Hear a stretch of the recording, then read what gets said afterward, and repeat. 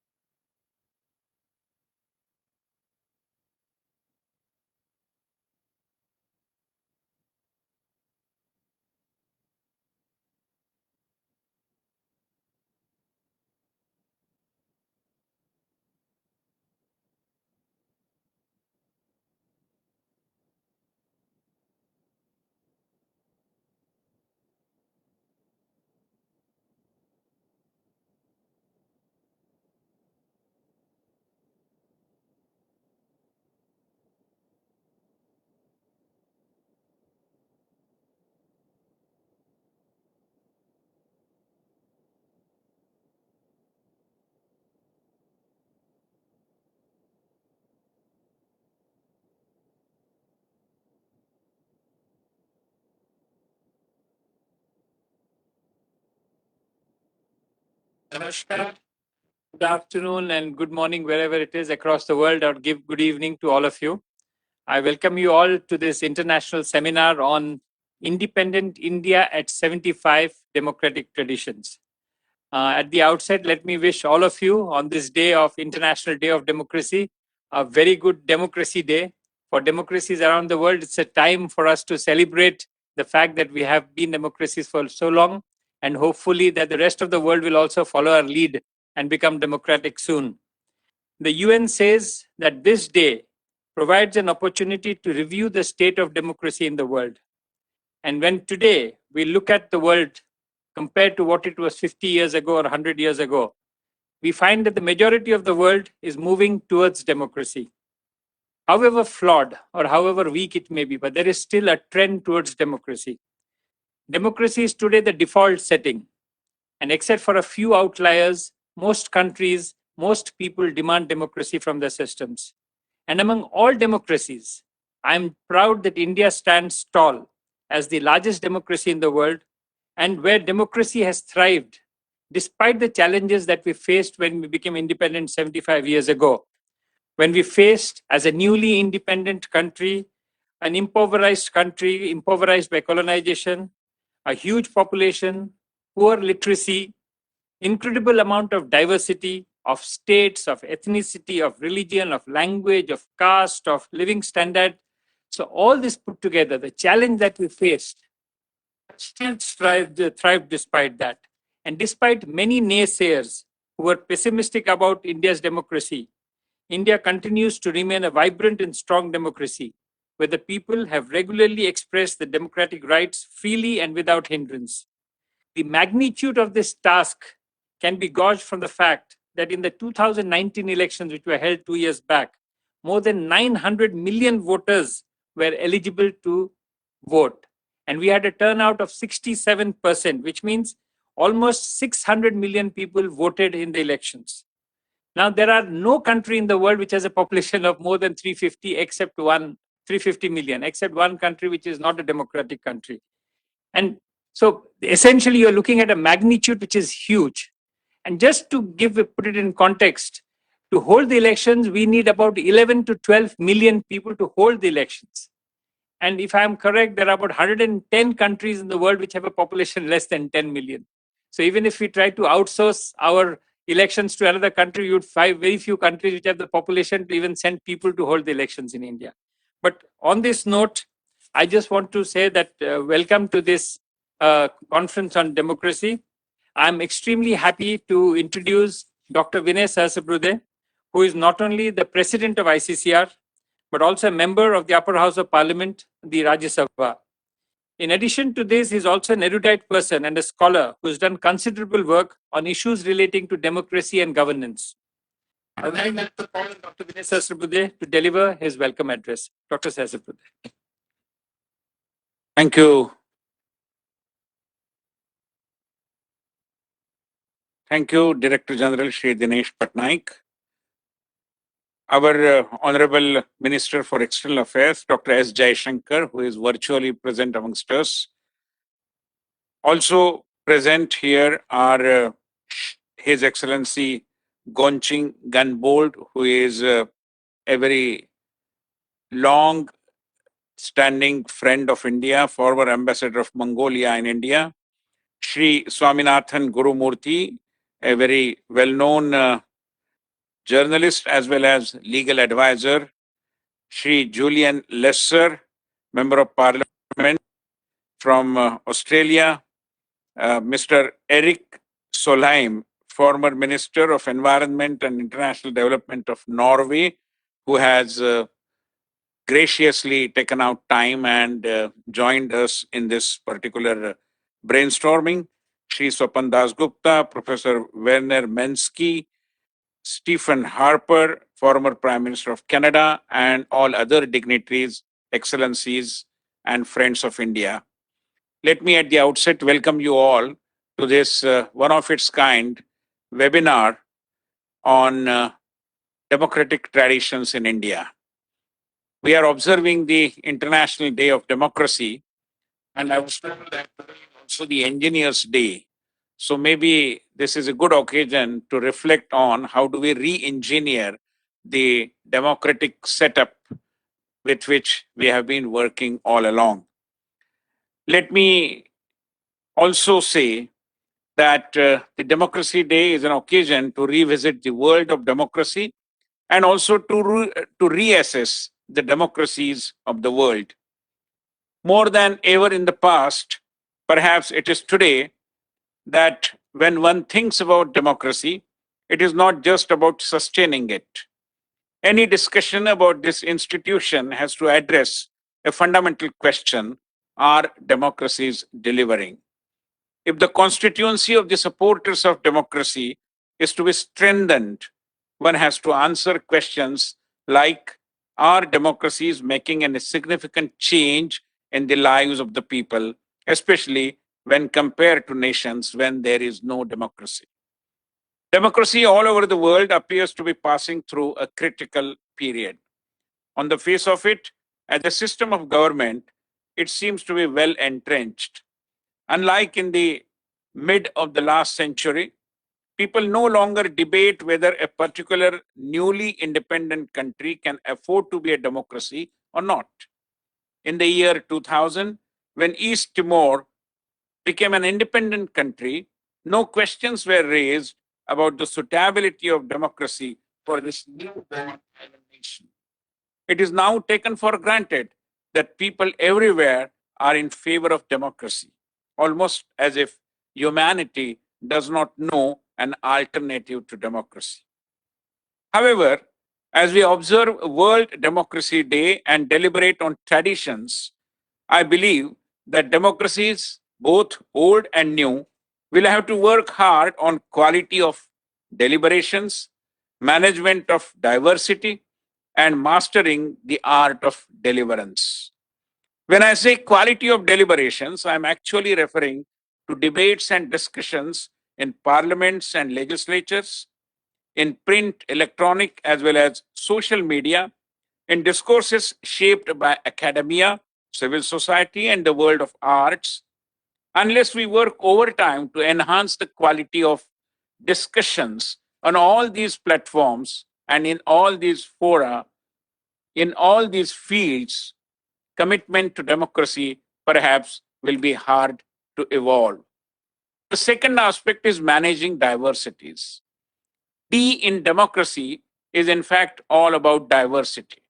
Today, when the global community is grappling with the challenges posed by terrorism and crass monopolist approach in social, spiritual, and cultural spheres, one cannot undermine the importance of equality and security in every way to every diverse earth. And lastly, it is about ability to deliver on the part of democracies. Even with wide theoretical acceptance, practical success, and also popular support, the question whether democracies can have really delivered continue to haunt humanity.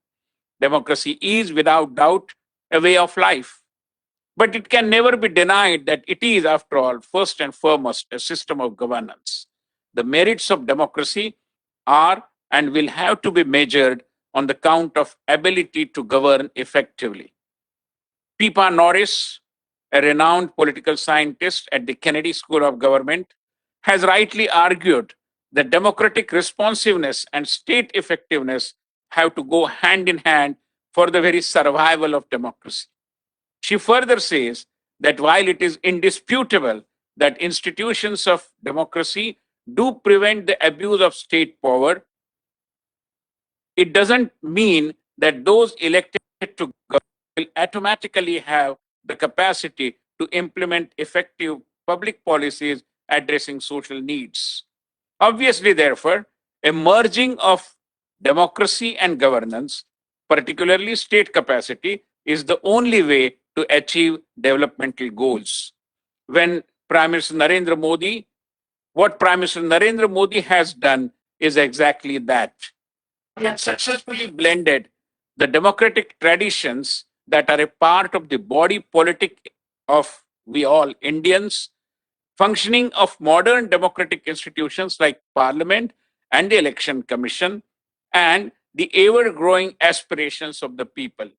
This model perhaps could rightly be called as development democracy, and closer look at this may provide some valuable insights and guidance as well to struggling democracies of the world. I may appeal the community of researchers in democracy and democratic governance to work further on this idea of development democracy to make it more effective. The success of vibrant democracy in India perhaps lies in our journey from traditions of democracy to effective deliverance of democracy. With this, once again, I welcome you all and wish the deliberations every success. Thank you very much. Thank you, Dr. Vinay Sahasrabudhe. That was wonderful. It reminds me of the simplest definition of democracy, which is democracy is rule of the people. Of course, Abraham Lincoln then added on to it and said it's rule of the people, by the people, for the people.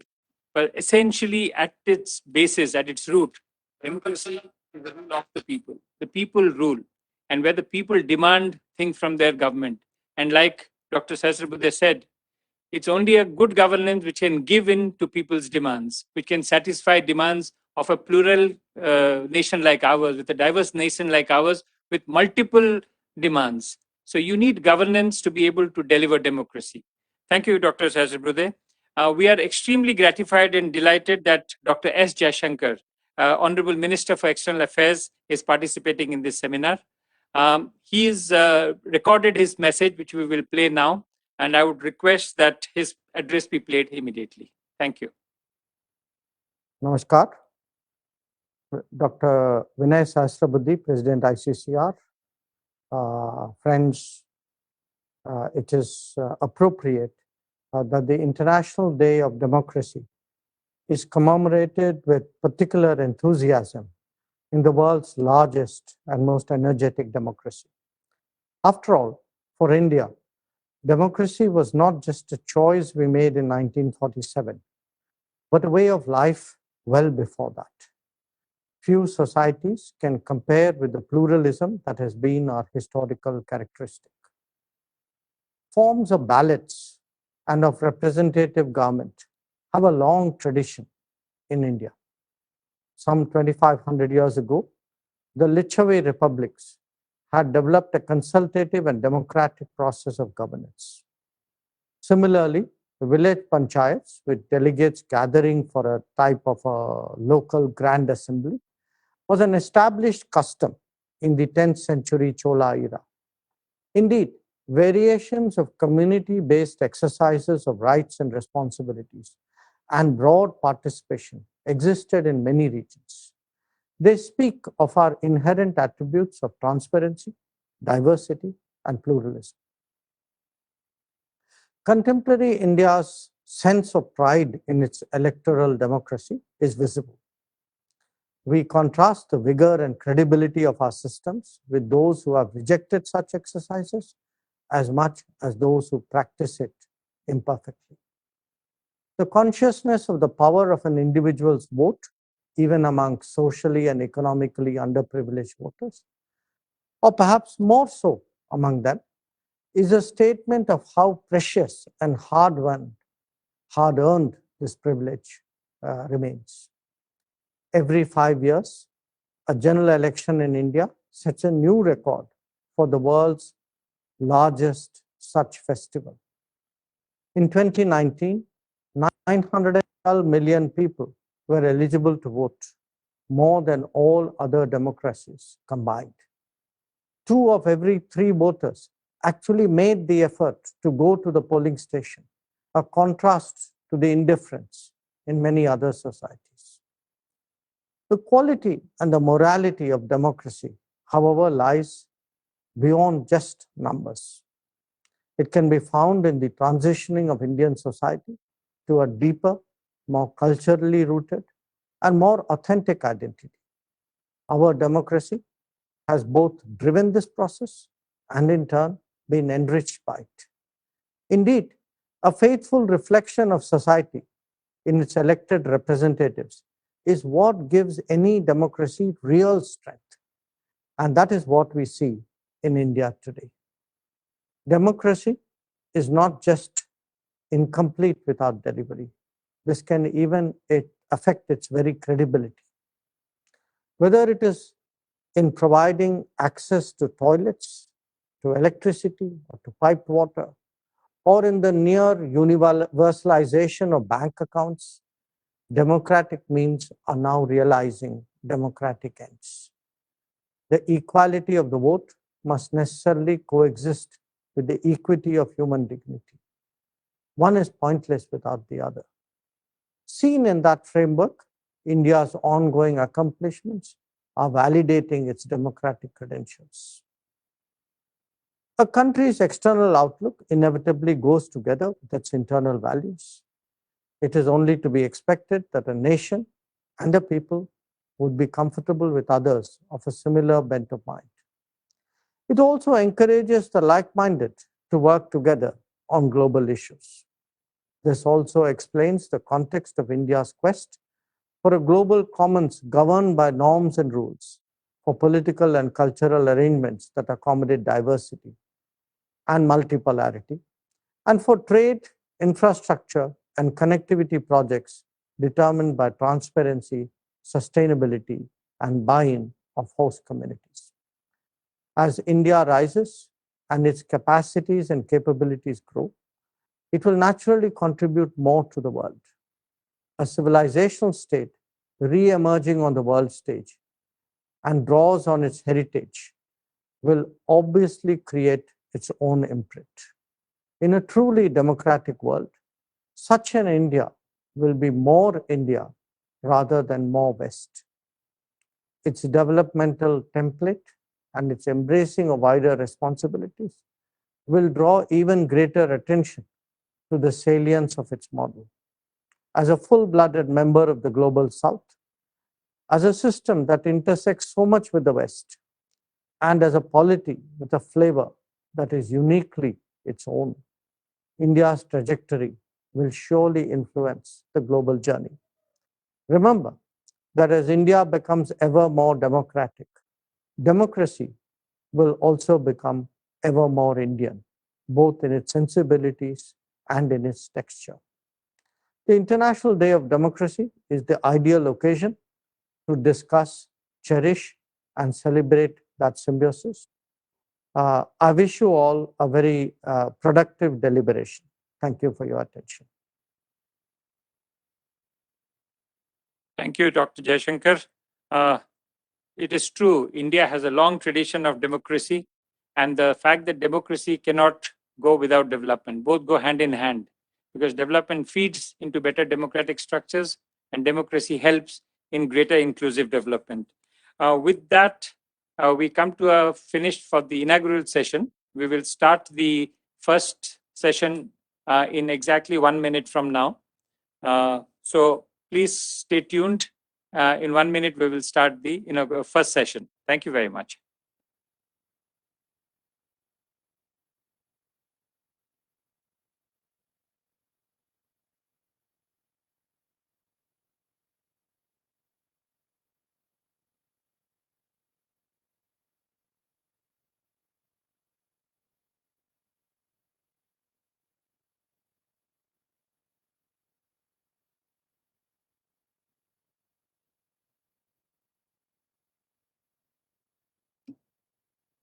Namaskar again. First session of this seminar, Indian Independence at 75, Democratic Traditions. The first session will look at the philosophy of Indian democratic traditions. We have a host of excellent panel speakers who will speak on different issues on this topic.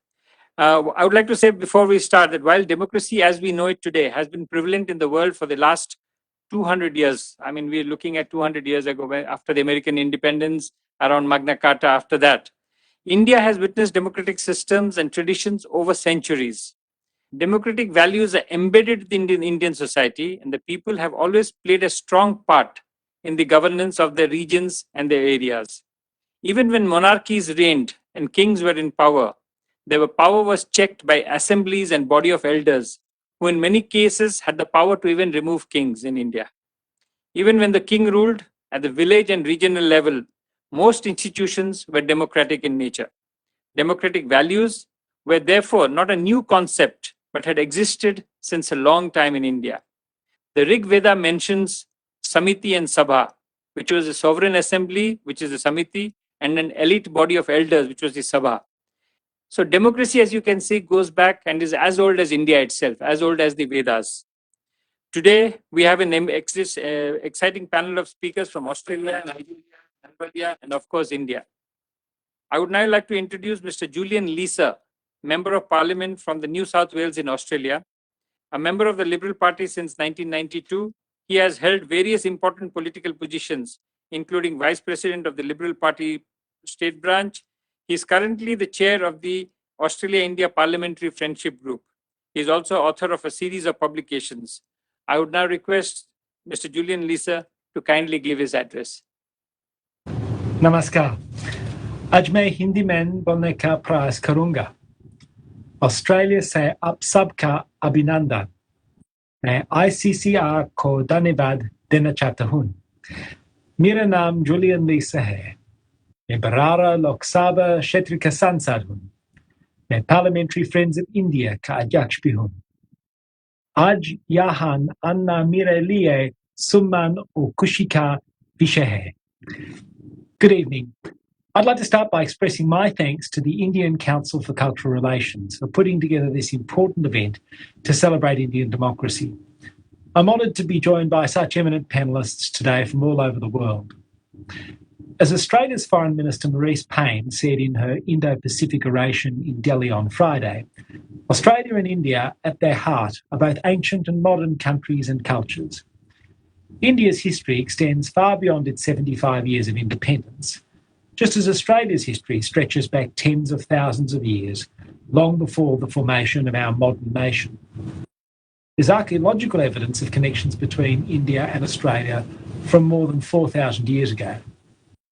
There was trade between our countries before either was independent, with the colony of New South Wales trading with Calcutta, and of course our troops fought side by side in both world wars to protect the freedoms that we continue to defend today. This long history of engagement and cooperation is now being formalised in foreign policy structures. Australia's strategic alignment with India is obvious. The comprehensive strategic partnership signed by Prime Ministers Modi and Morris last year articulated our shared vision for a region that is open, free, and rules-based. A vision that was further advanced over the weekend when my colleagues Foreign Minister Payne and the Defence Minister Peter Dutton met with their counterparts Dr Jaishankar and Rajnath Singh for the inaugural Foreign and Defence Ministers 2+2. But beyond the strategic alignment that increasingly characterises relations between India and Australia, we are joined by our shared commitment to democracy, which is the subject for our discussion today. We often think of democracy as an Athenian concept, but early forms of democracy have a history in ancient India too. Between the 6th and 4th century BC, there were Indian republics and monarchies that had limited the power of the ruler through an assembly. To be sure, differently constituted in each place, such assemblies were known as Gana or Sagna, made decisions by votes. These polities wouldn't be regarded as democracies by modern standards, but it's also worth remembering that many Western constitutional monarchies developed in a similar fashion, with advisory councils and assemblies as the first step on the road to popular sovereignty through universal adult suffrage, which constitutes modern democracies today. And that was certainly the case in Australia. The shared democratic heritage of India and Australia bring our countries and our people together. Australians watched with heartfelt concern as India dealt with its second deadly wave of COVID earlier this year, and we responded by sending over planes full of ventilators and oxygen concentrators. Just as Indians did at the beginning of last year when Australia faced terrible bushfires, Indian citizens and communities raised funds and donated in support. And the fellow feeling for Australians I experienced firsthand in January 2020 when I was in Delhi. The last Indian and Australian general elections took place only 5 days apart in May 2019. It's not just the timing of our elections that was similar. India and Australia are very similar in the way we celebrate our elections. In Australia, we have a tradition called the democracy sausage, where voters and their families enjoy a barbecue at the polling place. This leads to a fun and inclusive atmosphere on election day. And in India, the rallies and road shows build the sense of excitement across the country. One of the things on my to-do list is to come to India for a general election, to see the passion of the debates, the carnival atmosphere of the rallies, and even the appearance of the Prime Minister by hologram is something I want to experience firsthand. In my view, democratic India will fast become the place political campaigners from all over the world will come and learn about new campaign techniques and technologies, as Indian technological sophistication and know-how from Bengaluru and Silicon Valley develops new methods of engaging voters. The 2019 elections also saw the re-elections of governments in both Australia and India, and building on the personal connections between Prime Minister Modi and Prime Minister Morrison has seen the deepening and strengthening of the relationship across all spheres over the last 2.5 years. As democracies, India and Australia share key values like freedom and openness. These values are central to what makes our country successful. In a democracy, the government's democratic and foreign policy is subject to the check of regular, free and fair elections, providing a constraint on how the democratic government will act, not only towards their own people, but in the international arena as well. This makes democracies more stable international actors than dictatorships. Our strong grounding in democratic values sees us come together to resolve disputes peacefully and is our foundational, shared commitment to rules, norms and habits of cooperation, which are at the centre of our region's strategic culture. It's our democratic values that guide our engagement with the world. India and Australia, as well as our Quad partners, the United States and Japan, and other partners around the region, share a democratic outlook that values open markets, pluralism and inclusivity. Our democratic values similarly see us work for the rule of law to ensure we don't see might is right tactics take hold in our region. When faced with disruptions across our region from transgressions of agreed rules such as under the United Nations Convention on the Law of the Sea, or undermining the norms that impact emerging technologies, we're able to work with partners. Thank you, Mr. Lisa. That was wonderful. I like the idea of shared democratic heritage, just not shared democratic heritage, but also shared election dates. I mean, if we can have the same election dates, that is a wonderful thing. But what I liked, what you said is about the celebration of democracy.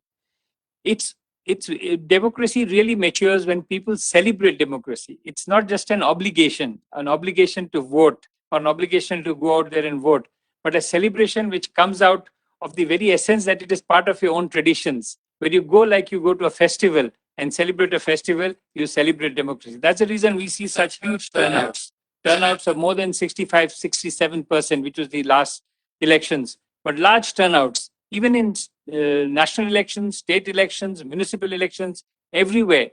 People go to vote like they go to enjoy a festival. And that is the beauty of Indian democracy, because it's steeped in the tradition of Indian culture right down to the villages. While Indian democratic traditions are, let me just, the next speaker we have. While Indian democratic traditions have been around for a long time, the leadership of our country after independence borrowed ideas from other countries while framing our constitution. And yet, at its heart, the constitution remains purely Indian, where fundamental rights were enshrined, but also fundamental duties of the citizen were also put in. This is something very typically Indian, where you put not just rights, but also duties of the citizen. It makes one wonder whether it was because we had such a great constitution that Indian democracy has thrived, or because the people of India are democratic in their thinking and espouse democratic values that democracy has thrived in India. Whatever it is, India is probably, if I'm not wrong, the only country which became independent after Second World War, which has remained democratic right through. We have never witnessed military coups or military rule in India. On this note, our next speaker is Mr. Igosha Emmanuel Osage, Director General of the Nigeria Institute of International Affairs. Mr. Osage is an outstanding academician, Vice Chancellor of the Igbindo University. He's been the Vice Chancellor for the last 14 years. He's a fellow in many famous universities and visiting professor and chair at other universities. He has many publications on federalism, governance, and politics. I would like to request Mr. Osage to give his address. The people and the government of India on this very momentous celebration of 75 years of democracy. India has the reputation of being the world's largest democracy, and therefore the world recognizes that there's a lot to learn from the Indian experience.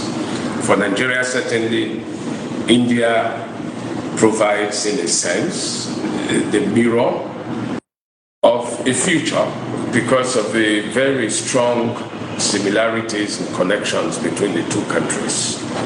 Let me say very upfront, that those similarities date back to a shared colonial history. That colonial history has provided and produced the federal framework for India and Nigeria. And that federal framework was the British recipe, if you like, its formula for holding together its colonies of large size with huge diversities. And I think Nigeria and India share a lot in that respect. For scholars of federalism, we always like to talk about the differentiation between aggregative federalism, which is the American model of formerly independent countries coming together to have a union, and disaggregative federal systems which begin from unitary foundations and then get disaggregated, as it were, for purposes of federalism. That's something that Nigeria shares in common with India. And secondly, to have democracy in the midst of diversity. That is a huge, huge challenge. I think that federalism has worked in very wonderful ways in both countries.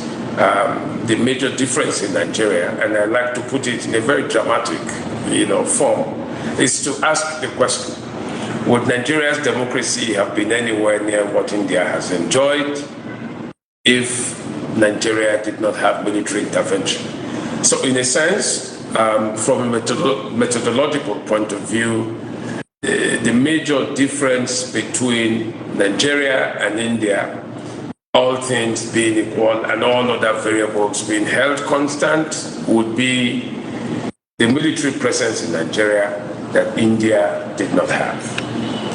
Now, I imagine that if the military didn't intervene in Nigeria, Nigeria would have progressed along the lines of what India has done in all of these 75 years, going back to the days of independence and the emergence of the Congress Party as a one-party dominant regime in India for a long time, which students have debates over whether it was, democratically compliant or not. But the point is that the foundations were laid and they have been very strong since then. One of the things that confronted India's democracy was the question of the party system. And I think almost from the beginning, the preference was the multi-party system. And that has sustained, India's stability, all of these years. The party system has also been some kind of intermediation between India's diversity and India's social and national cohesion. So in a sense, the parties have articulated those differences in a most democratically progressive manner. And that has made it possible for India to, I think, do very well in the area of political accommodation of difference. In Nigeria, we look at the Indian situation, especially its multi-layer federalism and the panchayati system especially, that has produced layers of local governance, and that's very adaptive. We also know that India had issues of how to properly delineate the boundaries of its constituent states. In 1965 in India, there was a commission that was set up to look at the feasibility of the ethno-linguistic criterion, for creating states. And I think that has continued to be top on the burner in that country, just as it has been in Nigeria. I think that the economics of, the political regimes has also been very helpful in India. That's one of the lessons that I think that, countries like Nigeria would have to learn. India has done very well emerging from largely agrarian circumstances to becoming an industrialized nation. And I think, nothing demonstrates this better than the experience that the whole world has gone through under COVID-19 and how India has managed to cope with the exceeding challenges that the pandemic has brought throughout the whole world. It is significant that at a point the United States of America itself had to rely on the pharmaceutical industry in India to see ways in which the pandemic could be addressed. Altogether, I think that India has also become perhaps Nigeria's biggest trading partner, for our oil exports. And that's very significant because, as Nigeria and India open up, on the trade platform, I'm sure that the country's learning, even in the economic sector, would become, even stronger and more extensive. I think, what India has shown is that it is possible to democratically manage the challenges of huge populations, not just diversity. And it has done so because, of its adapted technology, because of its innovative systems and so on. So in congratulating India at 75 years of democracy, from the Nigerian Institute of International Affairs, we like to believe that there's sufficient room for the two countries to continue to work together. We have shared and common interests. I'm sure that as an Asian leader, which India is, and as an African leader, which Nigeria is, there's a lot that we can do to continue in the traditions of what the founding fathers of both India and Nigeria had done a long time ago. So congratulations, India, on 75 of your democracy. We wish you all the very best. We pray that India would continue to lead the world as the largest democracy and remain a stable, united, prosperous country. Thank you. Thank you, Mr. Usage, for the kind words and the kind wishes. I agree with you that the multi-party system has been one of the strengths of Indian democracy. In fact, to give you some numbers, we have currently 2,500 plus political parties which are registered with the Election Commission of India. And about 500 parties field candidates during national elections. The 2,500 parties are for the state elections and others, but having 2,500 political parties just serves the multi-party system we have. I also agree with Mr. Osage when he talks about a shared colonial history and when he wonders if Nigeria would have done better without the military rule in Nigeria. India's freedom struggle was unique. Unique not only because it used non-violence as a weapon, but that it involved all sections of society. It was truly a mass movement, highly inclusive and broad-based. The parliamentary democracy that we are today was based on the democratic structure that the British tried to implement while ruling India with an iron hand. But these democratic reforms that they did over the years were not out of some love for India or some largesse, but were born out of a response to the persistent demand for democratization by the Indian political leadership. We demanded that democracy, which was a way of life in India, should be reinstated in India, that Indians should be given the right to rule ourselves. And so our freedom fighters, which brought independence to India, were not guerrilla leaders or revolutionaries who were out to overthrow systems and create anarchy, but were actually democratically inclined individuals who brought in a democratic system within India. Our next speaker is a very well-known person in India, Sri Swaminathan Gurumurthy, a well-known writer and a journalist, highly rated for his investigative writings, a distinguished professor in economics, finance, and legal anthropology. Mr. Gurumurthy shows how strong dedicated individuals are required for an effective functioning of democracy, how individuals make a difference in the way democracies function. I would like to request Sri Gurumurthy to kindly address the seminar. I'm delighted to participate in this extraordinary event because in the context of the world today, this is not a mere ritualistic celebration of democracy. There is something far more serious happening in the world. Today, the world of democracy is being challenged by the world of autocracy. More than 50% of the people in the world live under autocracy. Less than 50% of the people live under democracy. So there is a need for democracies to come together, and this has been acknowledged by the G7 in the June meeting, where for the first time they spoke of alliance of democracies, despite the fact that the West has been grading democracies and saying this is liberal, this is semi-liberal, this is illiberal, and this kind of gradations of democracy seem to be disappearing because there is a need for democratic nations to come together.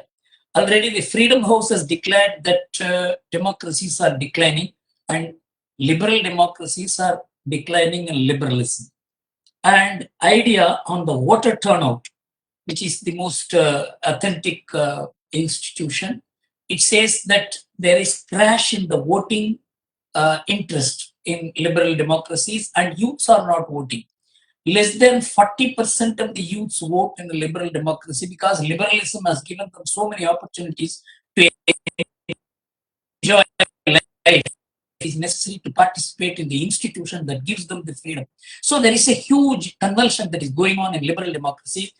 And Brookings Institution, in their study in June 2019, have said that India is the silver lining and golden lining of democracies because as all other nations are fatiguing in democracies, the democratic nations which are supposed to hold the flag of democracy are fatiguing. It is India that is shining as a democracy giving hope.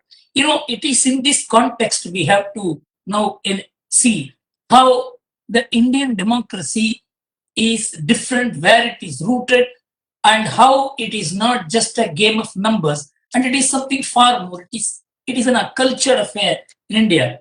So, keeping this gradation of democracies aside, we have to look at what is democracy. Democracy is closely related to the Freedom House annual survey of political rights and liberties 1999-2000 came to a very different view, different from what the liberal democracies hold, because the Freedom House is the mouthpiece of liberalism. They said culture and religion are related to democracy, and they felt Indian Hinduism has a strong correlation to democracy. These are all important factors which have come to light in recent times. The democracy is not welded by law or constitution. Actually, it is the constitution that is the output of the way of life of the people, as Mr. Jaishankar explained.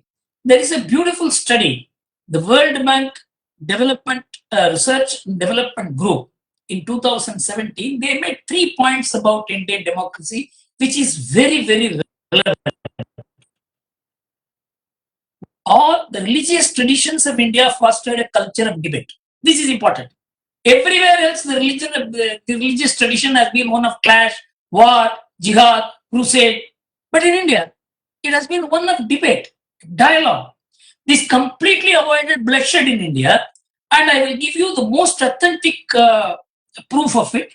Professor R.J. Ramal of Hawaii University, who traced the history of violence and mass killings all over the world for over 30 years, he built a beautiful website called Power Kills, in which he said till the 13th century there has been no mass killing in India. Mass killing in India came to India because of invasion. How India avoided mass killings, being the largest populated nation in the world with the greatest diversity. If you put India on the one side and the rest of the world on the other, you will see more diversity in India than the rest of the world put together. Diversity in languages, food, everything. But still, we knew how to live together and in peace. And this is because we had fostered a culture of debate and dialogue. And this is what Amartya Sen finally regarded as the argumentative Indian. The argumentative Indian was able to avoid fight through arms and ammunition. The second point that the World Bank Group says is, India defies all preconditions for a democracy which the Western countries have laid down, and yet emerged as a democracy. As a democracy in its own way, in its own traditional way, India has sustained a democracy, the foundation of which is diversity and tolerance fostered by debate. The most important point about today's topic is that we chose the word philosophy and not ideology. Philosophy means debate. Ideology means that the very fact that India has throughout avoided ideological approach, and in its whole wisdom, philosophy in here is the reason why India could manage a huge population free of clashes. I gave 3 instances to how India, the largest and the most diversified nation in the world, what's a democracy? This question was put to me in Japan in 2017. How India, such a diverse country, is able to manage democracy? I said, I will give you 3 examples as to how India is able to do it. You know, Rama worshipped his father, and he was worshipped because he worshipped his father. Prahalada defied his father, and he is worshipped because he defied his father. Sita obeyed her husband, because of that she is respected. Meera defied her husband, because of that she is revered. Lakshmana obeyed his brother, because of that he is respected. And Vibhishana defied his brother, because of that he is respected. You know why? It is values that decide, and there is no role model in India. A role model creates dictatorship. A role model creates a towering personality, which creates dictatorship. In India, it is ideas, it is values, it is goals, it is something far beyond what we look at life. That has guided India, and this has avoided conflicts and war. This is how democracy evolved in India. Absence of monotheism, religious organization, church, state and church conflict. This is absent in India. The entire liberal democracy is a product of conflict. In India, it is a product of conciliation.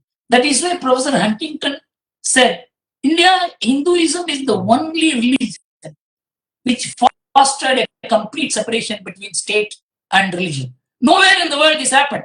Everywhere the state was created by religion or the state fostered religion. And that never happened in this country. The broad philosophy was grounded in the conventions established over time. You know, in India, even the anointment of a king needed people's consent. In Ramayana, Dasharatha had to call an assembly of the people which consisted of people of various professions, from barbers to chartered accountants, to ask for their opinion as to Rama is a suitable person. And kings could be removed by council of people, advisors. The method of selection of an emperor, if somebody wanted to become emperor, he cannot conquer. He has to call an assembly of kings and ask them whether you are willing to accept me as the emperor, Chakravarti. The distribution of powers is the most important thing. The land all to the people of India. You know, when the British came here, they wanted to acquire land. But under the traditional laws of India, the land belonged to the people and the king cannot acquire the land. The Privy Council decided that that Indians' properties cannot be acquired. So they had to pass a land acquisition law. You cannot have democracy without power in the hands of the people. Land was in the hands of the people in India. This is not being properly researched how India sustained a democracy so long. Local bodies controlled the land. Kings had to ask for land for even their purpose. The great Tanjavur temple was built by Rajaraja Chola by asking for land from the village panchayats. The village panchayat had to give land to the king, then only the king could build a temple. This is the tradition of democracy in this country, and we need a more India-oriented research, because as the Western liberal democracies are sagging and fatiguing, an alternative civilizational democratic platform has to be prepared, and India is the only country which can offer this combination of a civilizationally driven democracy under modern conditions. I think the ICCR will have to exert in this direction, and a project may even have to be instituted as to how India has been able to foster an alignment between electoral democracy and its traditions. Thank you very much. Thank you, Mr. Gurumurthy. We couldn't expect any less than from you. But thank you very much. It was wonderful. And the whole idea that democracies of the world need to come together, because the success of India would be the success of democracy. We are, how do you call it, the catalyst or the litmus test of whether democracy succeeds in the world or not. People look up to India to see a country with so many diversities, so many challenges. If it can succeed to be a democracy and give the rights to its people, then other countries can do. Look at our size. But also, I like your idea about democracy being natural for India. And I've always believed this is true, because democracy is actually natural in India, because we have so much diversity, so many groups, that without democracy, there would be one dominant group over the other. We have managed to actually balance. So our democracy is a democracy of reconciliation, of conciliation, and of compromise. So thank you very much. We would now move to the next speaker. But before that, I would like to say that this marathon described India as a country of a million mutinies. And Amartya Sen said, we are an argumentative lot who debate and discuss all issues. Anybody who has traveled to India knows that debate and discussion are a part of our heritage, and that we do not lose an opportunity to discuss anything that is happening not only in India but across the world. And that is what democracy is all about discussing, about debating. And Indians do it all the time, in buses, in trains, in benches, in parks, wherever you are, you find Indians debating, discussing, and arguing. But yet the fights take place in parliament. They don't take place on the streets. When the fights take place in parliament, that's when you know a democracy has matured. People are ready to fight for individual liberty, for their own caste, for their own religion, for the state, and for the country. That is the reason in India, one group can never dominate a narrative. Democracy in India, like Mr. Gurumurthy said, is a compromise and a collaboration between all the different groups that are there in India. And that's how India functions. Our next speaker is a man who knows India very well, a career diplomat from Mongolia. His Excellency Gonching Gambold served in India first from 1988 to 1991, then he served from 1996 to 2000, and then more recently as ambassador from 2015 till some times ago when he went back to Mongolia. He has translated over 2,000 books and knows India far better than anybody else I know, including myself. So I'd like to request Mr. Gambold to kindly give his address. Mr. Gambold. आदरणीय विनय सहस्रबुद्धे जी, आदरणीय दिनेश पटनायक जी, साथियों, मुझे बहुत प्रसन्नता हुई आप लोगों का हार्दिक प्रणाम कहने में मंगोलिया से.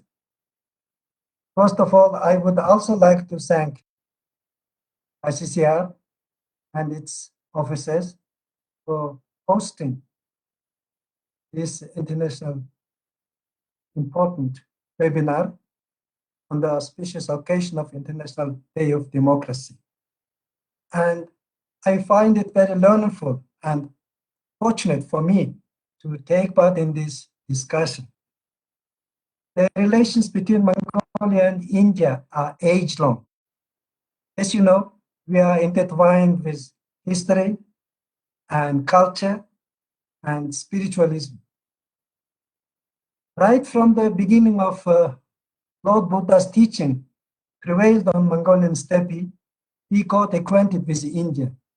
And Mongolians have high regard to India as a land of Lord Buddha and place of wisdom and new knowledge. Our relations are growing, and it can be defined by 3D: democracy, development, and Dharma. So I would like to recall one important event, a landmark event indeed, I would say. It took place in March 23rd to 2nd April of 1947, which was indeed earlier at the dawn of independence of India, hosted by provincial government of India then, which was left in history in a capital letter as the first Asian Relations Conference, in which Mongolian delegation also took part. And then Asian countries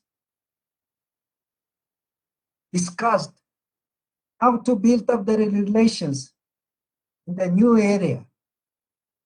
And that conference, Asian Relations Conference, was also indeed first ever attempt to promote international relations among the Asian countries on the principles of democracy. And the Asian Relations Conference are going to mark its 75th anniversary next year, March. So we should also take note of this historic event, and I hope we can also think over to this event be marked and to reinvigorate its momentum, because that Asian Relations Conference led us to Bandung and Panchshila. You know, Panchshila is the bedrock of our international relations at this contemporary area. And later on, it also involved not only Asians, but also Asian and African countries. And it led to a big and dynamic international event of non-aligned movement. So India's role in this regard is crucial and paramount. Our relations are growing in a defined 3Ds, as I said. We have democracy common. We have also very close tie-ups with national legislative assemblies. For instance, last week, speakers of our two parliaments met in Vienna at the margin of the International Speakers Forum. And again, we also are very much grateful to Indian parliamentarians who helped us in drafting our democratic constitution of 1992. And then government of India also nurturing our relations in other fields like political and economic development. Narendra Modi ji visited Mongolia in 2015, during which offered huge amount of line of credit to build up refinery, because Mongolia exports crude oil and imports lubricated and petroleum products from other countries. So this refinery is economic, a big project of importance, and both sides are exerting efforts to make it another success, landmark project in our relations. Again, this development is important, and Dharma is also a vital part of our relations. Government of India is under ITEC and under cultural exchange programs, offering scholarships and helping us to train and upgrade qualification of our national personals, through which a lot of students also had underwent training under ICCR, and all those who had studied in India also bearing high standards of Indian education, and they are showing remarkable performances. So India's role, India's democracy, importance of democracy is not only within India or in the subcontinent. It plays important role in the developing countries like Mongolia, and we are very much grateful.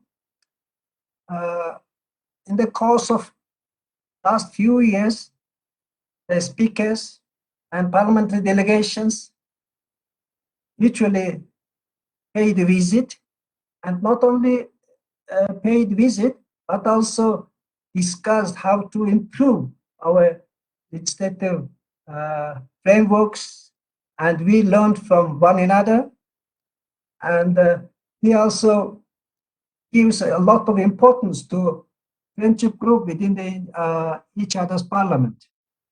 They also playing very helpful role in promoting our cultural exchange, economic relations, and trade and other exchange. So democracy of India, which played important role in our not only bilateral, but also multilateral level. Mongolia marked recently the 60th year anniversary of its admission to UN.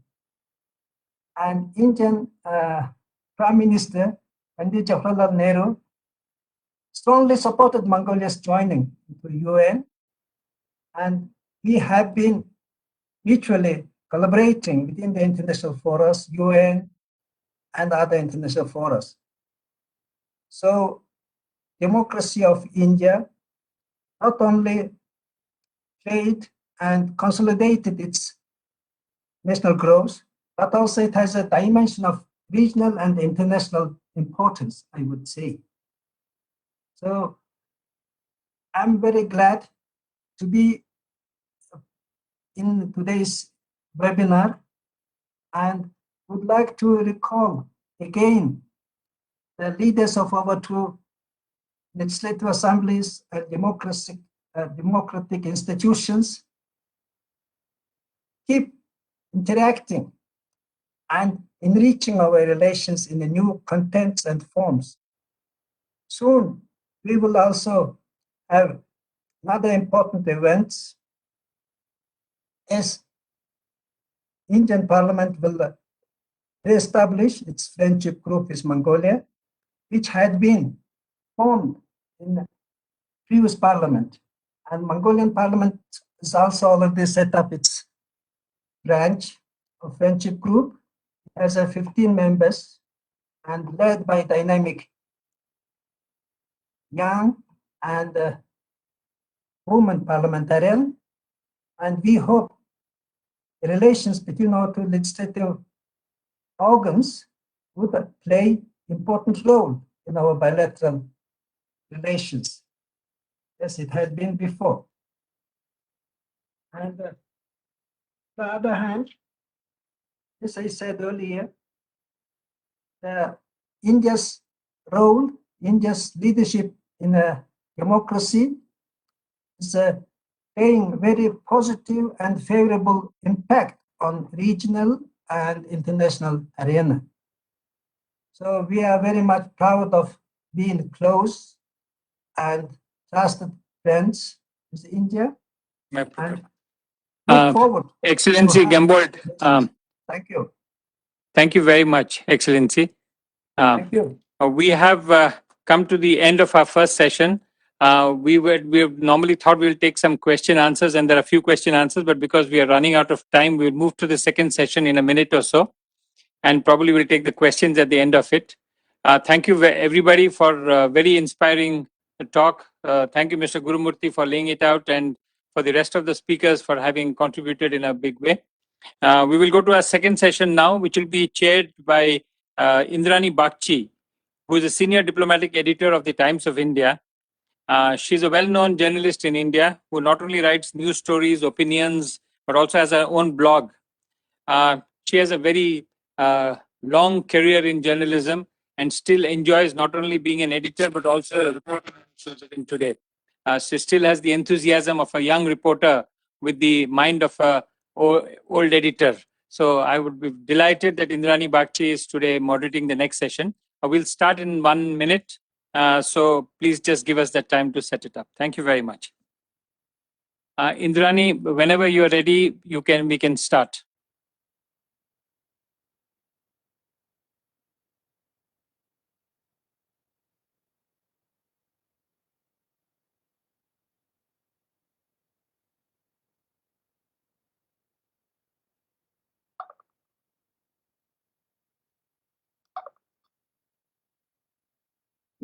Good evening, everyone, and welcome to the second session of the ICCR event. We have this for the second session. We will be talking about democracy in practice. Democracy, it has been said, is a continuous work in progress, and just this week we can see certainly two events in the democratic process playing out in different parts of the world, with different results, with different processes, and with probably different outcomes. In California and the US, the governor has just retained his seat, and on Friday we will see the Russians voting for or not President Putin in once again in the parliamentary elections. Now, if you look at the reporting on both ends, you will see how the entire spectrum of democratic process is played out in different parts of the world. In India, we have, I think, except for a brief while, we have been proud to maintain our democratic processes. Certainly, we've had uninterrupted and freer elections. We've embraced technology in a way that almost no other democracy has in the world to conduct our elections, except Estonia, I think. Estonia has done really well in embracing technology for elections. The importance of elections really cannot be underestimated, because at its heart, democracy is about the ability, the freedom to choose one's representative, to be able to throw out one's representatives. And that remains at the heart of the democratic process. However, I will not stand between you and our panel of speakers. To begin, may I invite a message that has been sent to us by Prime Minister Stephen Harper, the former Prime Minister of Canada, who was sent a video message for today's event. May we have Mr. Harper's message on screen, please? Excellencies and distinguished guests, thank you to the Indian Council for Cultural Relations for this invitation. And thanks to Minister Amit Shah for his inaugural address. I love India, and I look forward to when we can meet there once again. As India embarks on its 75th year of independence, let me congratulate you on convening this important conversation. Since I left office as Prime Minister, I've continued to make India a priority on my agenda. I do so for a number of reasons. I do so because our two countries, Canada and India, share bonds built over decades of migration and common political heritage.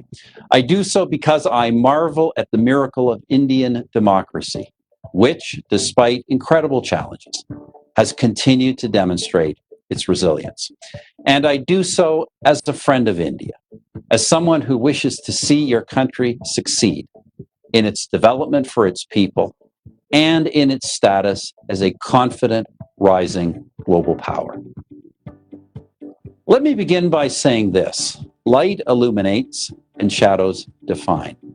Amidst the gathering clouds of global turbulence and disruption, India's rise as a self-defined democratic power holds great promise for the world order.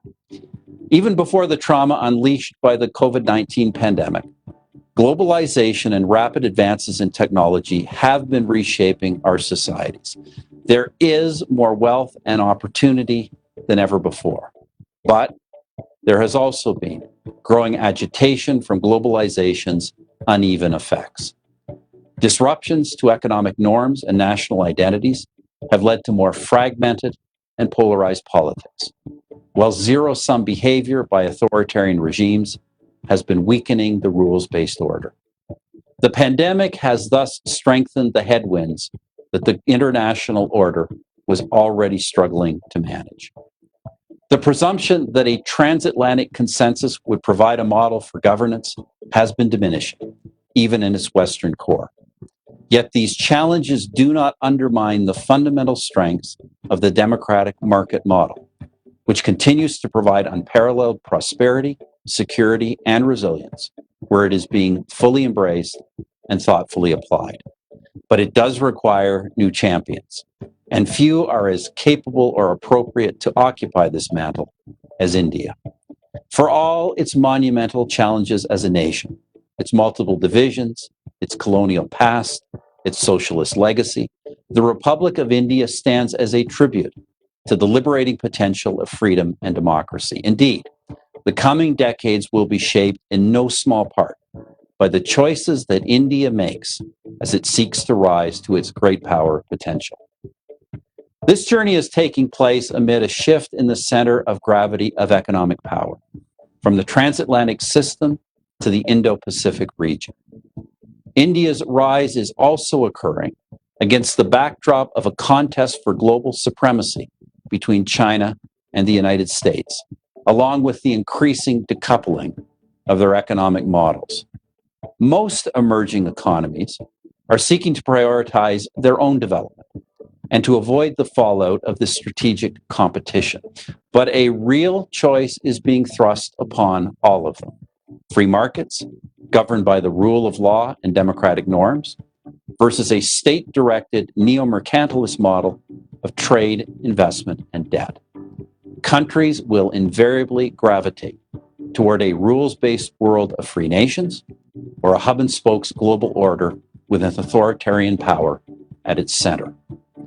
India did not need to face aggression across its borders to understand on which side of these choices it should fall. India is, by your very nature, a deeply pluralistic society that will naturally resist any inclination to authoritarian governance. India is also an inherently entrepreneurial nation that has thrived when presented with the opportunities that democratic capitalism affords. Thus, as India continues to emerge from its non-aligned legacy, and becomes a consequential leader in the international arena, its success will rest on the democratic model at home and appropriate partnerships abroad. The bold policy directions of the Modi government, equality for aspiring Indian citizens, fundamental rights to Kashmiris, deep economic and agricultural reforms are to be admired and encouraged. Together, they indicate a clear understanding of India's needs, its potential, and its growing importance in the world. And with India's steadfast leadership with its Quad partners in America, Japan, and Australia, the region's major democracies are engaging in the kind of democratic alliance building the world needs more of. My friends, let me conclude with this. India has already achieved much.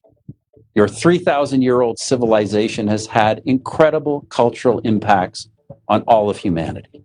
And modern India has put a lie to the notion that democratic governance and economic progress are somehow incompatible with extreme social diversity and high initial levels of poverty. Since independence, India has left the famines of the past behind. Since the 1990s, India has undertaken an economic transformation that is destined to achieve great heights. And now, should India continue to make the right choices, you will discover your potential to lead the world as a whole to greater prosperity and peace. In this task, in this journey, I stand with you. I wish you well, and I thank you again for your invitation today.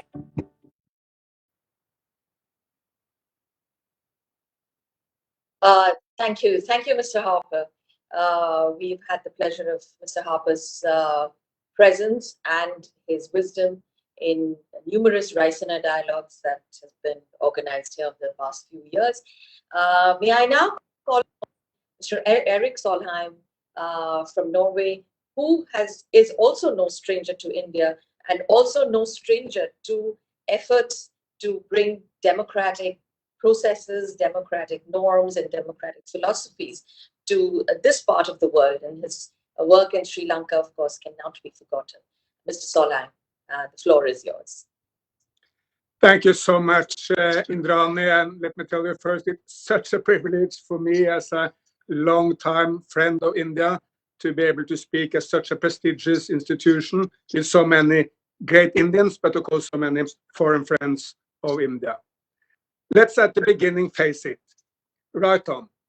If in 1947, when India was constituted as a free nation again, if anyone had said that 75 years later, the vast majority of people in the world living in a democracy would be in India, or that the world would feel that democracy is much more secure in India than it is in the United States of America, where one of the two major parties are attacking the democracy by the day, while all great Indian parties are supporting democracy. If anyone has made these predictions, there would have been extremely high odds.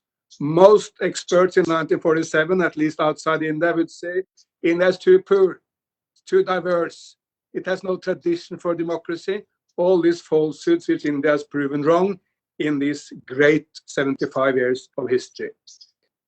I will point to three underlying ideas which I believe is at the core of Indian democracy, because democracy is not about the exact structures or the technicalities. Why? Because it's a fantastic achievement to be able to bring ballot papers every 5 years or even more often up to the mountains of the Himalayas, into the deserts of Rajasthan, or to all these outlying islands. India is so diverse, it's such brilliant, but it's about underlying ideas.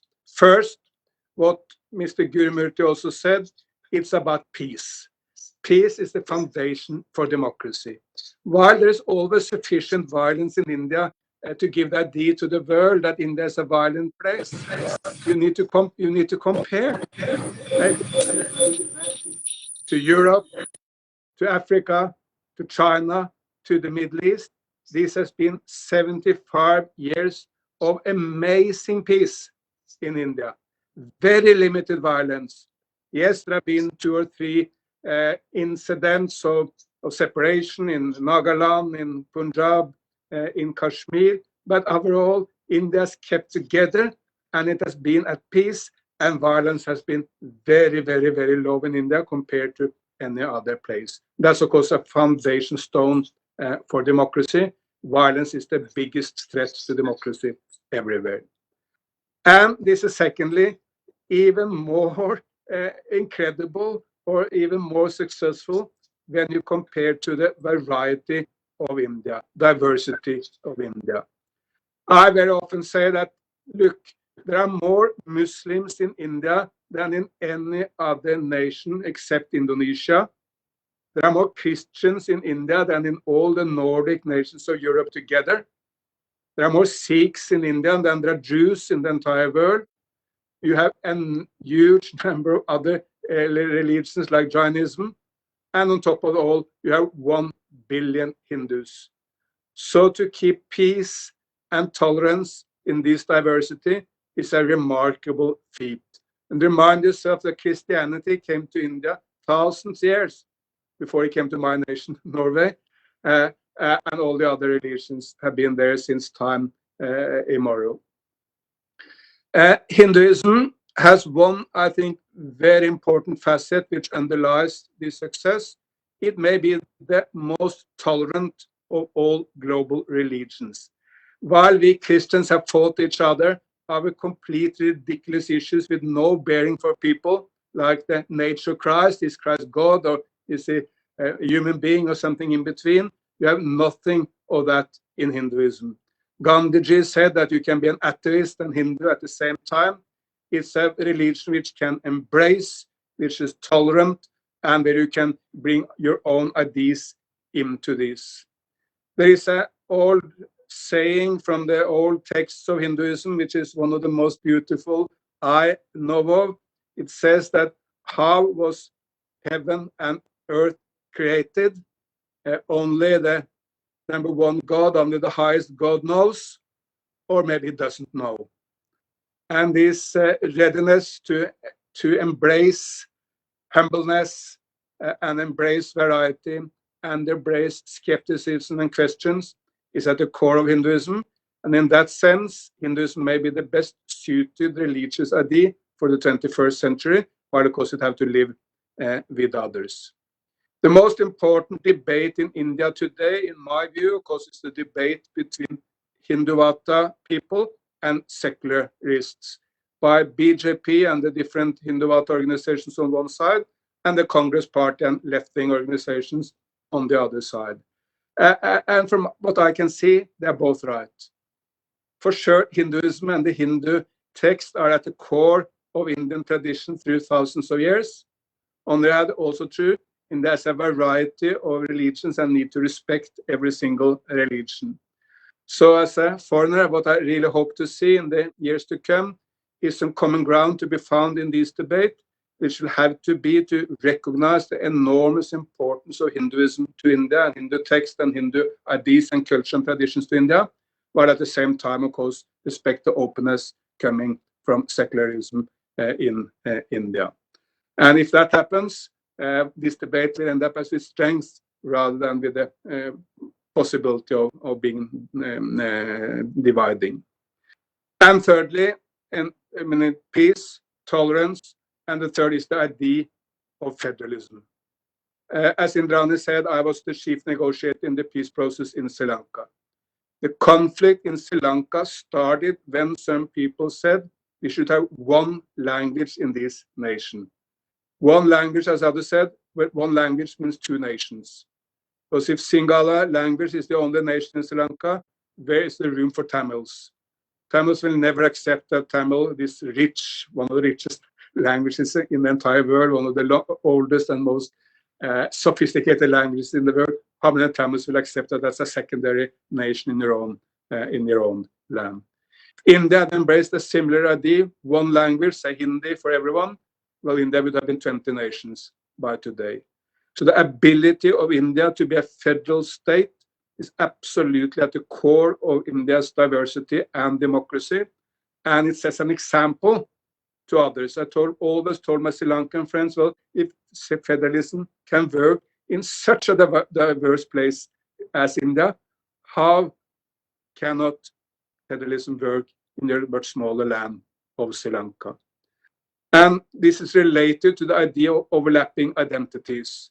Because if you ask an Indian, what was your identity? Say a Tamil, a Hindu, an Indian from Tamil Nadu. If you ask that person, are you Tamil, are you Hindu, are you Indian? You will normally always say, thank you, I'm all. I don't want to distinguish, because I can have more identities at the same time. And that's, of course, such a strength. And what other nations where you try to force a very narrow, just one language or one religion or one identity are struggling with. So these, in my view, are the underpinning ideas of Indian democracy: peace, tolerance and diversity, and federalism. Finally, the future of democracy. Because as many has pointed to, I mean, non-democratic society has also been immensely successful. I'm never in the business of speaking down what China has achieved. It's absolutely remarkable to bring 1.4 billion people out of poverty and establish education, health, infrastructure for them all. Let's never speak down that. But if democracy is to survive and to be strong in the years to come, it must be based on debate, but the debate must also lead to unity, because every nation needs unity. You also need competition, but you also need delivery. Democracy needs to see the challenge to deliver. We must deliver unity in every nation, and we must deliver, of course, education, health, infrastructure, exactly what people desires all over the world. The desires of people, whether it's in the United States, Europe, China, India, Africa, it's basically the same. A safe life where I can progress and use my abilities, but where I can have health if I get sick, and education for my children. Finally, when India was established in 1947, it was at the most difficult of backgrounds. Colonialism, some of my British friends sometimes say colonialism was a good thing. We brought railroads to India. What a joke. Do you need to go through the pain of colonialism to get railroads? When India was colonialized, about 30% of the GDP of the world was in India. When India came out of colonialism, maybe 2% of the global GDP was in India, and about 15% of the people of India could read and write. Independent India has been so much more successful than colonialism. It's an enormous road to a better future. And I will quote at the end Foreign Minister Jaishankar, who said that what India, the strong, vibrant India, which should be one of the biggest economies, maybe the second biggest economy in the world in the next few years, that India will be more Indian, not Western. It will modernize, but we modernize on the basis of Indian history and tradition and the enormous achievement of independent India. Thank you so much. Thank you, Mr. Solheim. You have reminded all of us of some of the more important tenets of democracy. And the debate, as you have rightly said, is not just between democratic societies and authoritarian societies. It is also between societies that deliver and societies that don't. And we, as Democrats and as members of the world's largest democracy, we must keep this very much front and center. But do not use democracy as an excuse for non-delivery. And on that note, may I invite Professor Werner Mensky from SOAS, Professor Emeritus of South Asian Laws at SOAS in the University of London. Professor Mensky, the floor is yours. Well, I don't know if I can be heard. Yes, you can. Because I can't be seen as far as I know. Oh, namaskar, everyone. You can't be seen, but you can be heard, yes. Because I'm a technophobe and a little illiterate, and I've been left alone here. So namaskar, everyone, and thank you so much for arranging this wonderful conference. I really think this is a great achievement, very important as a topic, obviously. So बहुत बड़ी खुशी की बात है, but I'll carry on straight away so that we don't lose time. Indian democracy in practice offers, as we saw today, a series of lessons in how to manage superdiversity in every respect. It is indeed something to celebrate with pride.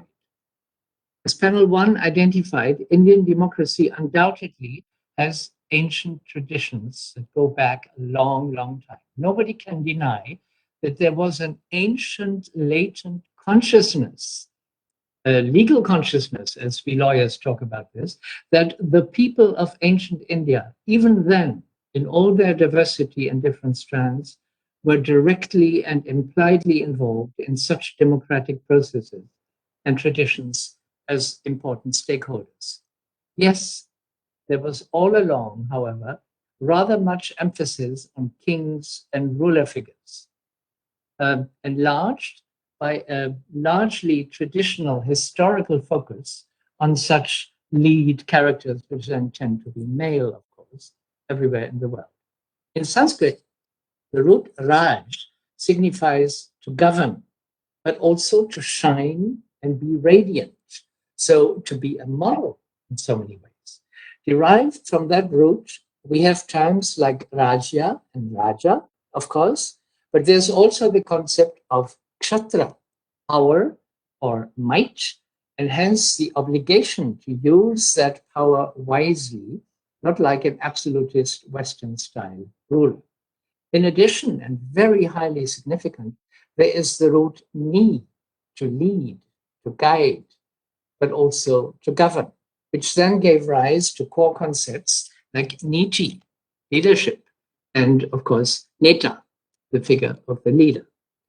And as we heard already, elections are today at the center of attention. So in fact, there has been a factual shift also in this scenario of much more emphasis on the role of the people in democracy away from these leader figures. If in global legal language, dominated by English, of course, we now have much focus on government and governance, discuss various forms of rule of law, we should not forget or ignore that ancient Indic traditions offered its own rich sources of such coexisting conceptual elements. These still underpin the current manifestations and experience of Indian democracy in practice, also in elections, as I just said. Indian democracy is in practice as well as theory, therefore not a copy of some Western model. It is a unique, culture-specific, and highly plural phenomenon. I have described Indian studies generally as a palace with many rooms interconnected with numerous doors that make for all sorts of interpolations and intersectionalities.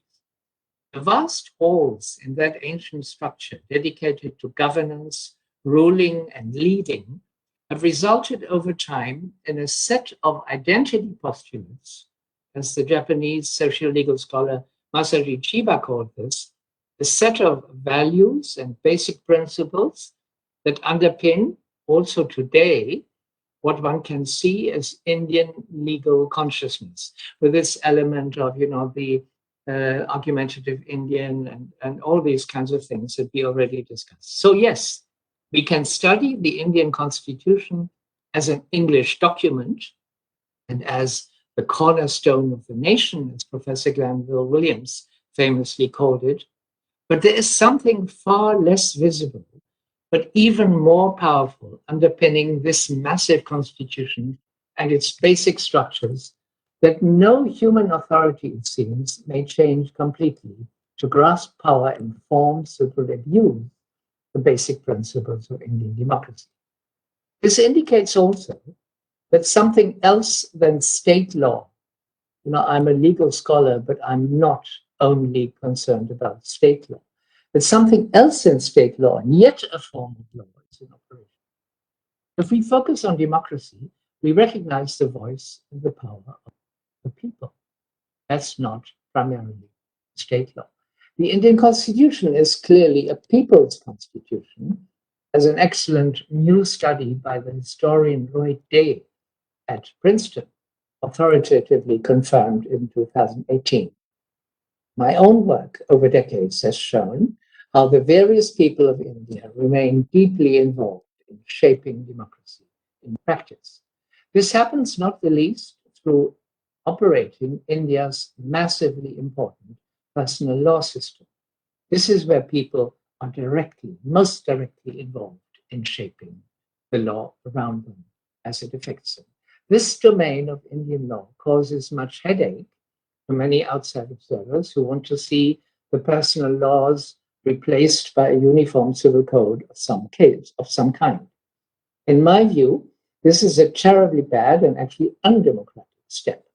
The continued presence and strength of Indian personal laws, which coexist, we must not forget, with a powerful general law system, also applying to family law, illustrate that no amount of attempted state control can fully subjugate the people and their considerable energy for developing appropriate patterns of regulating their own daily lives. But of course, people have to do this responsibly, and that is not easy. That is everywhere a huge challenge. To remind people of this requirement is the key task of the courts and the intricate application of India's democratic constitution, which in itself provides most answers, but of course not all the practical remedies. Ideally, the numerous disputes that will inevitably arise when masses of people live together and struggle to manage their day-to-day relations should be resolved internally and locally, if only to save costs, also for the state. But beyond the personal law sphere, another core component of Indian democracy is deeply embedded in the country's legal consciousness. But this is often dismissed and more often ignored and even feared by its association with religion. What I call the natural law component of Indian laws, a sense of everything being diversely connected, allows the various legal orders that coexist within Indian democracy to be brought and kept under the umbrella of the Indian constitutional framework that is being operated in practice.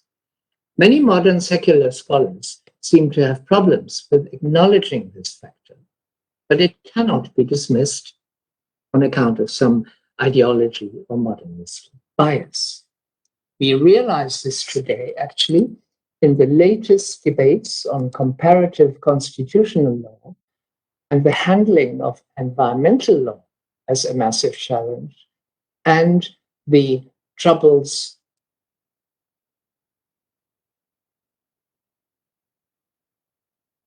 the Anthropocene that we now live. Indian law as a conceptual domain seems far ahead of other legal orders in remembering that if we are ultimately all connected, we may still all be different, but we are also part of the same and thus partly shares and thus partly equal. This tension has, of course, inspired India's mind-boggling experiments with affirmative action, which have caused, rightly, a lot of global attention, and they are clearly related to the delivery of democracy. These show the basically competing perspectives at work, requiring constant subtle balancing on a day-to-day basis. Indian democracy in practice is precisely such a highly complex phenomenon. It does well to have a unique constitution that is full of internal contradictions and thus operates a legal order that must, of necessity, continue to debate the scope for appropriate solutions. It is a living document, not something set in stone. The solutions found need to be often local and situation specific, and thus should be sorted out by the people themselves in some kind of self-controlled ordering process, not running to the state for every little problem. You see, I had to run to my wife to get connected and be visible. However, this leaves, of course, also what scholars have been calling bottlenecks of justice and abuses of the legal order. Yet, notably, Indian law as a whole is prepared for such challenges and seems to have maintained solid methods and processes of addressing such bottlenecks.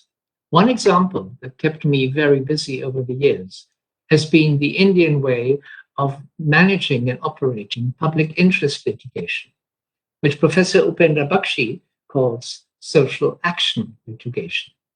In my view, this public interest dimension in Indian law also implicitly includes what I mentioned, the natural law component that plays such a big role in people's legal consciousness. And that is the people as subjects, but also the people as rulers. And so here we see the interplay of rights and duties again. I was privileged to learn from legendary judges such as V.R. Krishna Iyer, who described in his own time what made him himself very personally become an activist judge concerned to ensure that India's democracy remained vibrant and people-centric.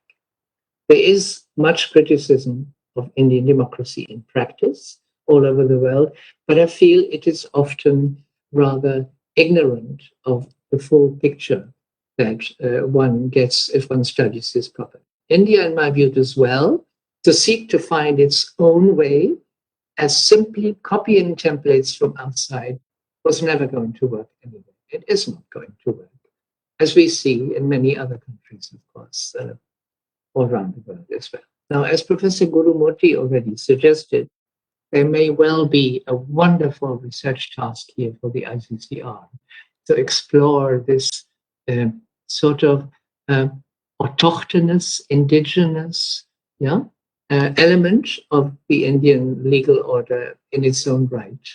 And I would like to thank you for incorporating me into this conference and stop here. Namaskar. Thank you, Professor Vansky. May I now call upon our last speaker for the day, Dr. Swapan Dasgupta, member of the Rajya Sabha. Dr. Dasgupta, the floor is yours. You need to unmute. You need to unmute yourself. Thank you very much, Indrani. First, let me apologize for being fashionably or rather unfashionably late for joining in. But it had everything to do with the travails of Indian democracy. You know, one of the things India does rather well is we have a plethora of elections. And every election leads to more and more controversies.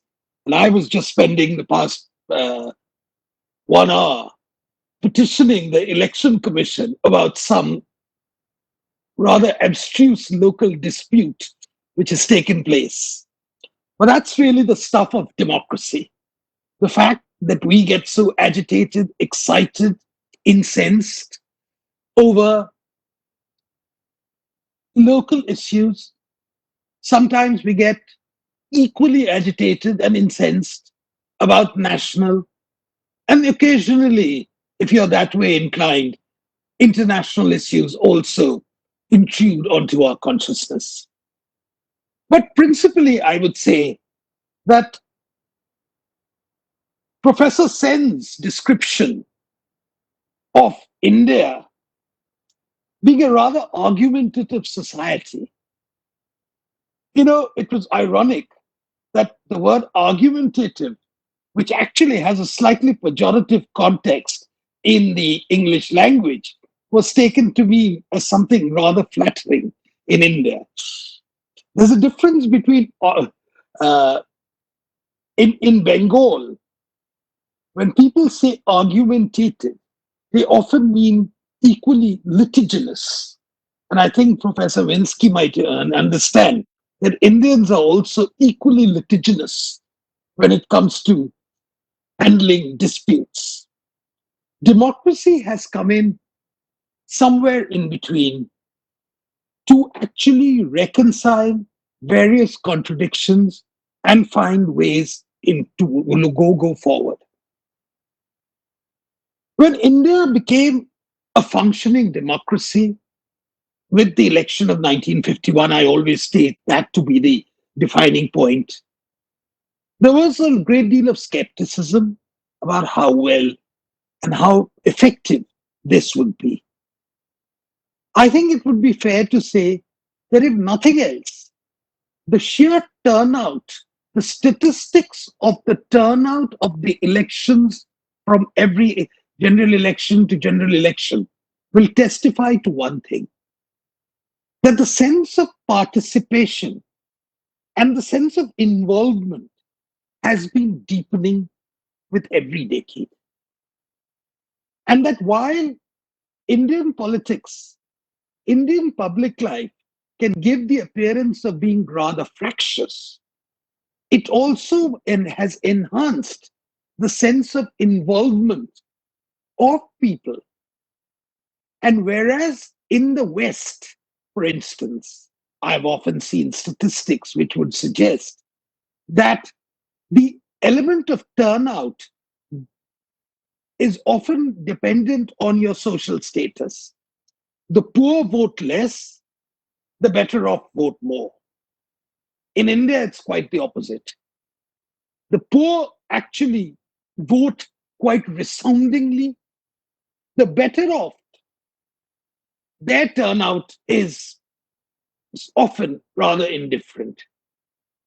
The people who complain the most in South Mumbai or South Delhi are probably the ones whose turnout is the least in any election. And their sense of participation, they might have a greater sense of involvement, but their sense of participation in the democratic exercise turns out to be rather less.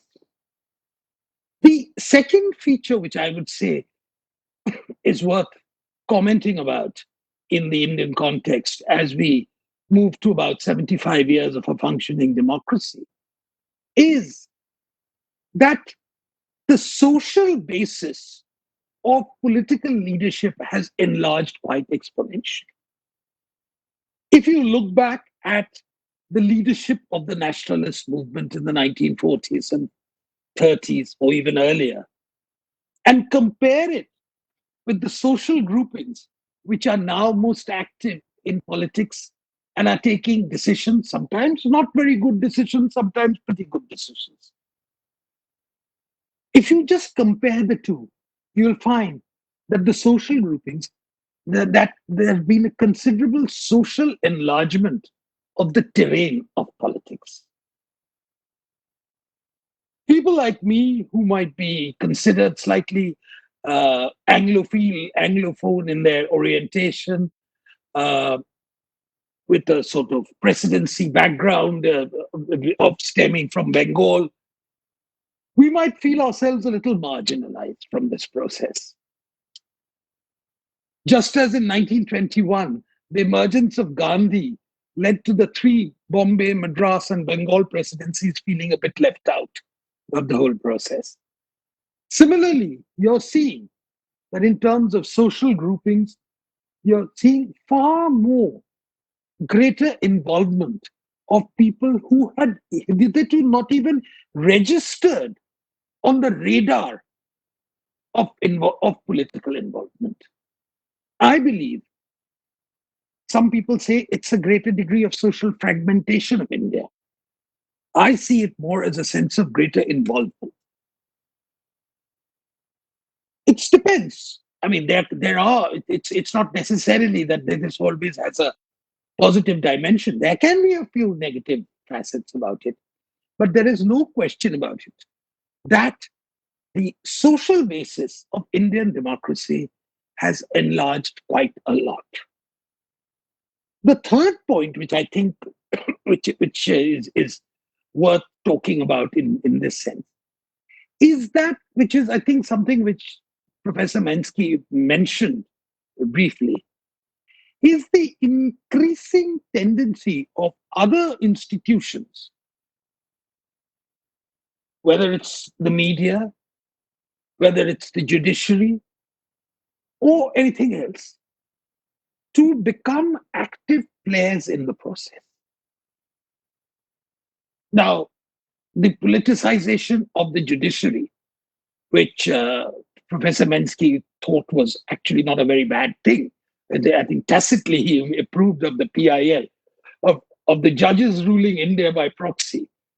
I can't say whether it's a positive thing or not, but what it has done is that it certainly has enlarged the boundaries of Indian democracy to take into account other features which were not there in the past.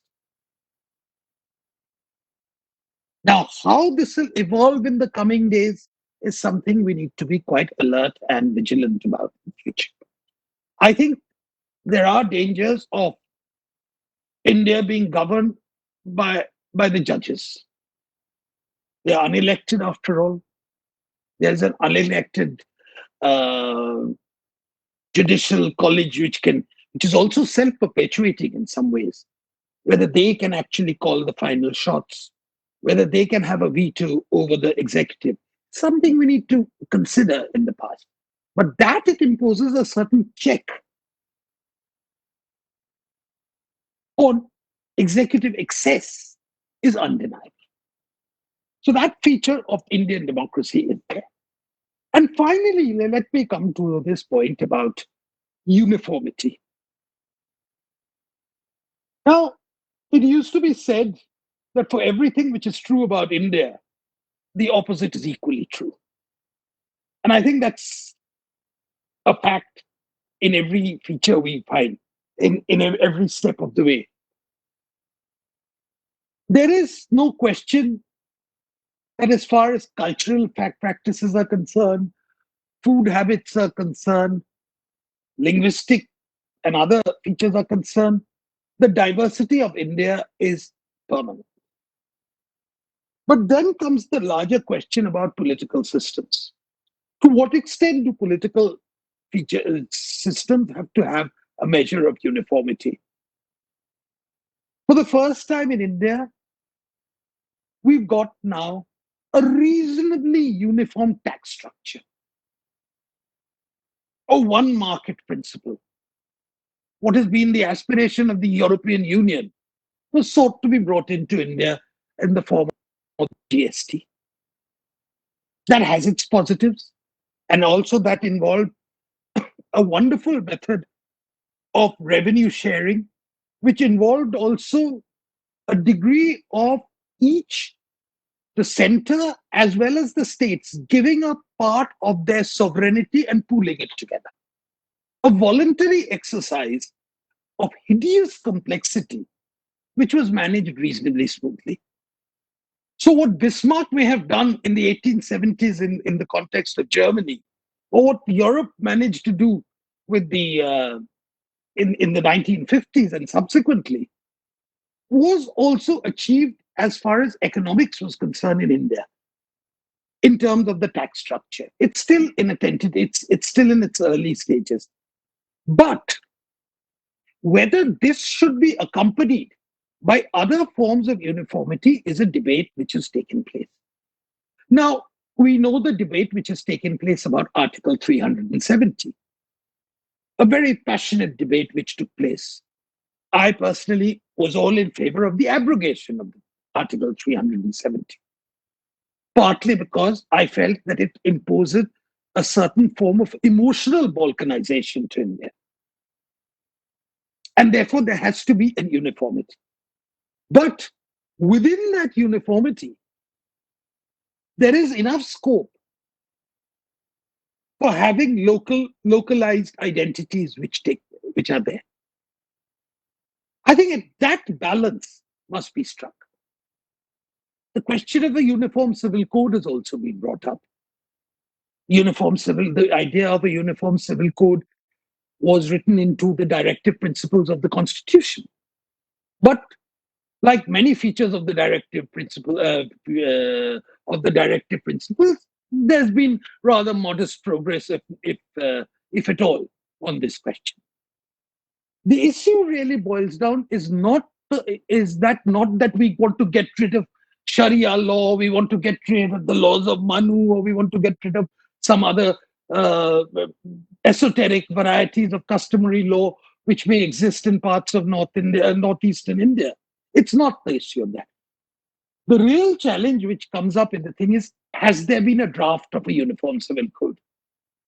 I'm yet waiting to this date to see if that uniformity, there is always the case that there is a basis for gender equity which takes place in all the different civil codes. But we haven't as yet moved to the stage where we have been able to draft a model or draft uniform civil code, which we can present to the people and say, look, this is it. This will ensure that your traditions are protected, that no one's traditions are going to be recklessly violated, that there is a happy blend of tradition and keeping in mind the modern practices, the morality of the 21st century. That blend is something which we look for. But the important point here is that in these debates, in these multiple debates which are taking place all over India, and in which people have different positions, what we find is that what we take in as granted is the fact that we take our democracy as granted. We don't have to look over our shoulder to see, will this debate continue in a few years' time? Yes, the debate might take a different form altogether. It might be fine-tuned in some way. But the essence of the debate, the rumbustious character of the debate, sometimes the anarchic content of that debate, I would even go in to say, will be something which will remain with us. And I think that's the excitement of India.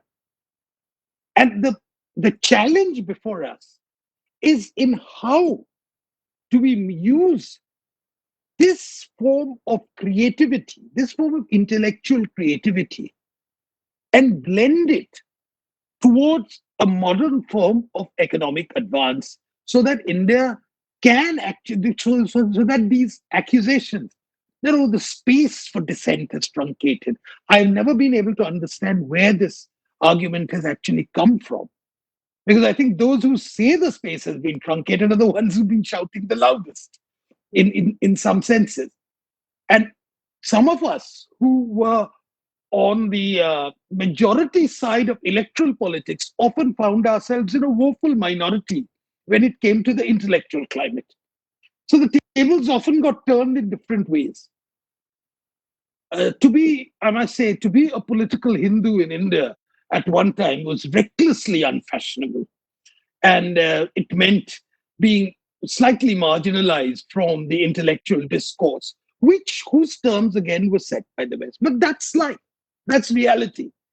And that's, I think, is something which in India we can accept and we can internalize in different ways and look forward to a time when all forms of discourse can have their place under the sun and nothing can really be edged out as it is. There's a great churning which is taking place in India. That churning is an intellectual churning, that churning is an economic churning, it's a social churning. And it's being facilitated by the larger structure of democracy, which we have created in India, and our attempt in the coming days is really, how do we improve it? Nothing is perfect. And this democracy, which we celebrated 75 years, is something I think we can take back with a measure of pride and say, it may not be perfect, but it's damn good. Thank you very much. Thank you, Swapan. We have one question on our chat box, which I think I will read out, and or maybe you can all read it.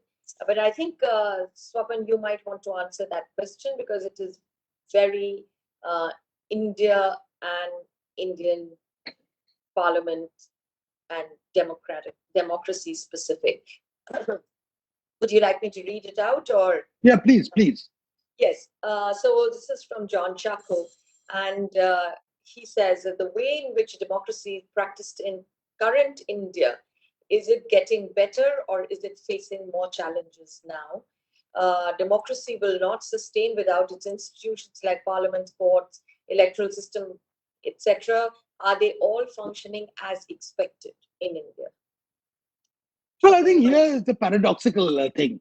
There are certain institutions which are perfect, functioning wonderfully, smashingly. We are getting better and better in doing elections. The malpractices are getting wiped out, eliminated, etc. So it's a fairer election. Participation is greater. More, maybe it's a little more expensive than it was, but participation is greater. But what happens? You elect legislatures, take them into the legislature, and there you have this bizarre situation.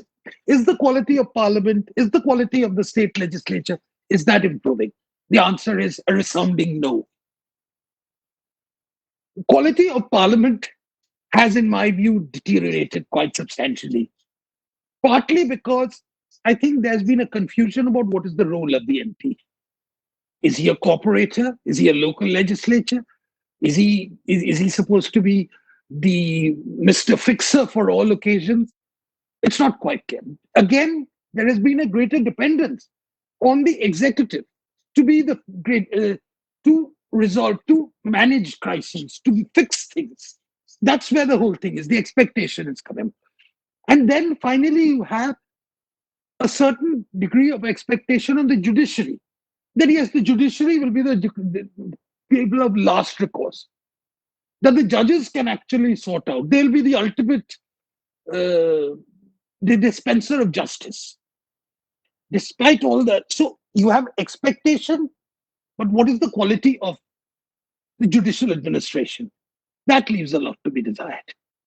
So you have the paradoxical situation: elections improving, quality of participation being enhanced, quality of representation and quality in parliament taking a bit of a nosedive, expectation among on the judiciary rising, but the judicial administration, the judicial system being clogged at various points. So that's the paradox of India. So I don't think there's a straightforward answer to that, but I think it's important to recognize all these challenges, recognize all these obstacles which are there, and move ahead hesitantly, sometimes in a blundering sort of way. But I think we blundered quite well in for this.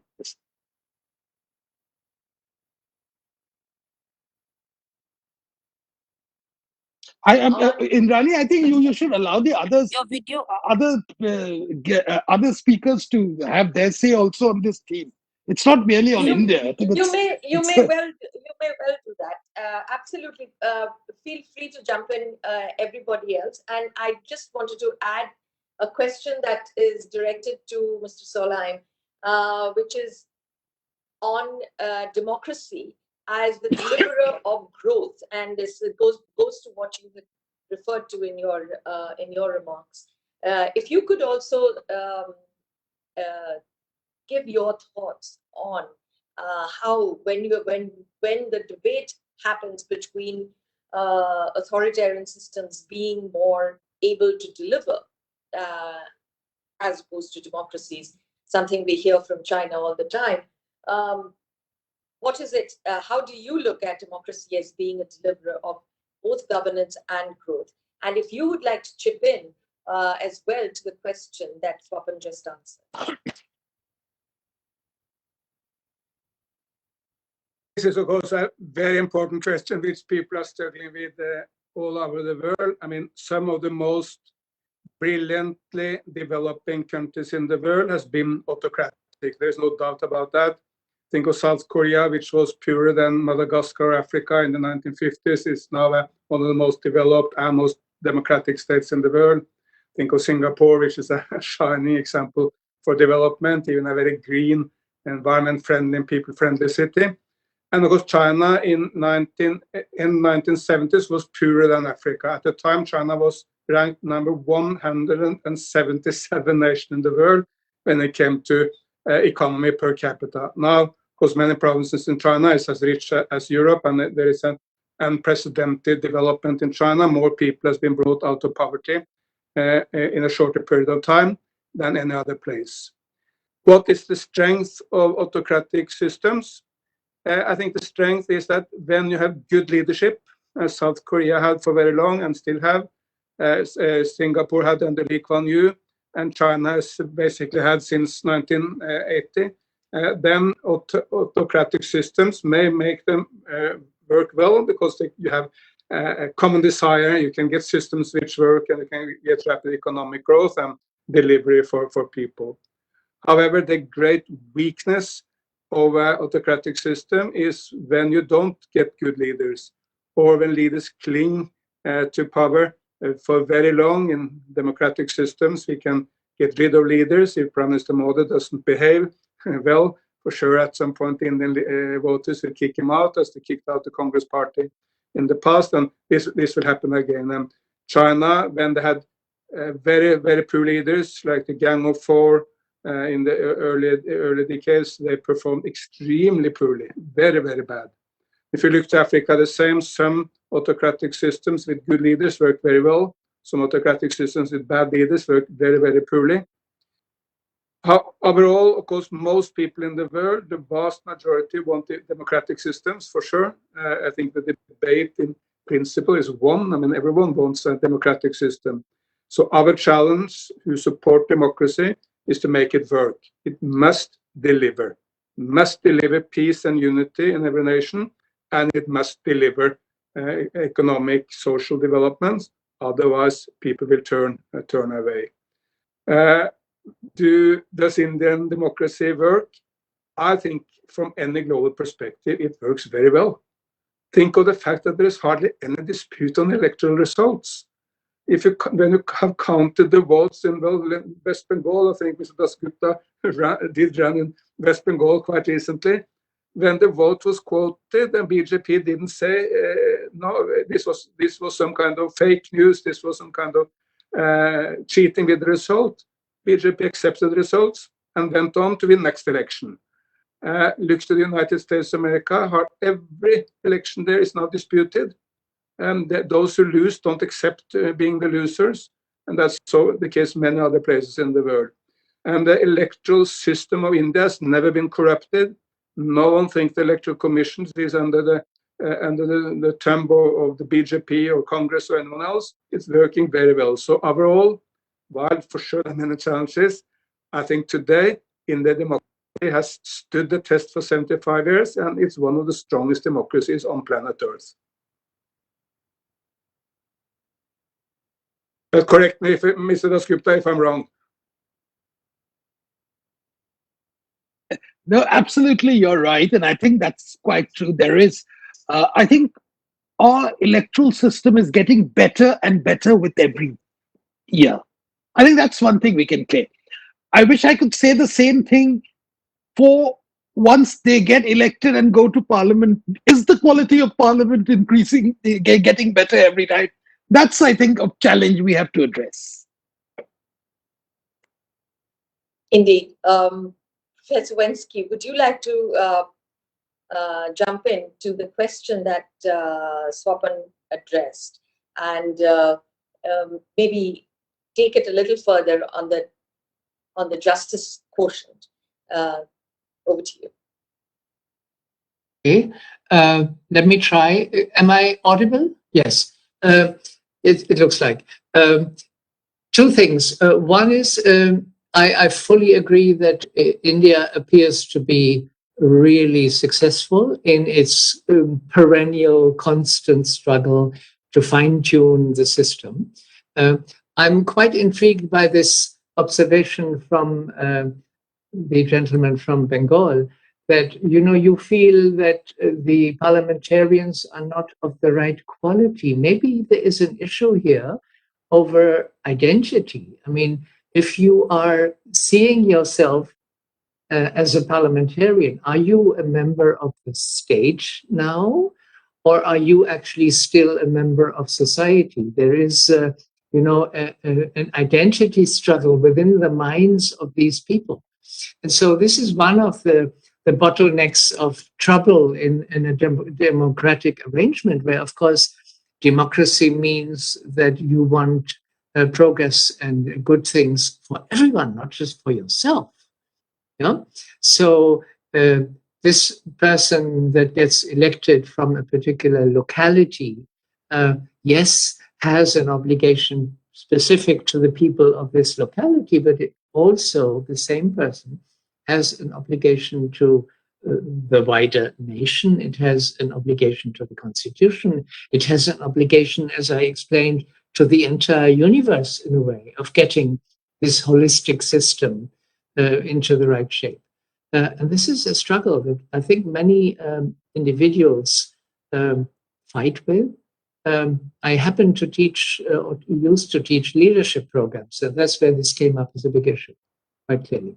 Now, regarding the judiciary, I don't actually quite agree that there is a risk of judicial power taking over and overpowering democracy, but they have clearly very, very strongly intervened at various points to remind the nation of certain things not going right. And one saw this very clearly in public interest litigation cases, where the Supreme Court invites people to send a postcard from jail, basically, if you find that you are finding your basic human rights violated. These are necessary elements of judicial intervention. They can't be dismissed as some evidence of juristocracy or whatever people want to call it these days. And I think we should also have some pity with these judges because they get cases thrown on their desks all the time. And then they cannot say, look, I don't know, or I don't want to answer. They may say that. They may, we have this quite often, that Indian judges in reported cases say, what is this?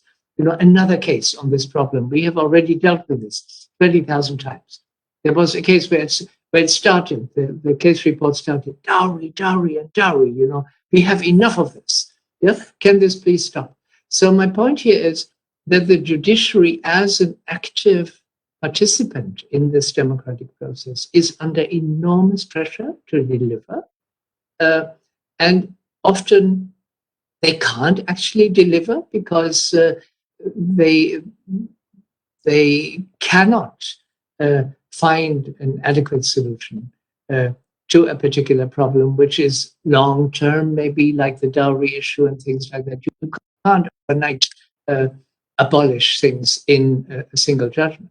Yeah? These are processes that take time. The judicial involvement in these processes in India has been truly remarkable. I think it is a great, great achievement. Let me stop it. So thank you very much, all of you. And I'd like to now turn you over to Dinesh Patnaik, the DG ICCR.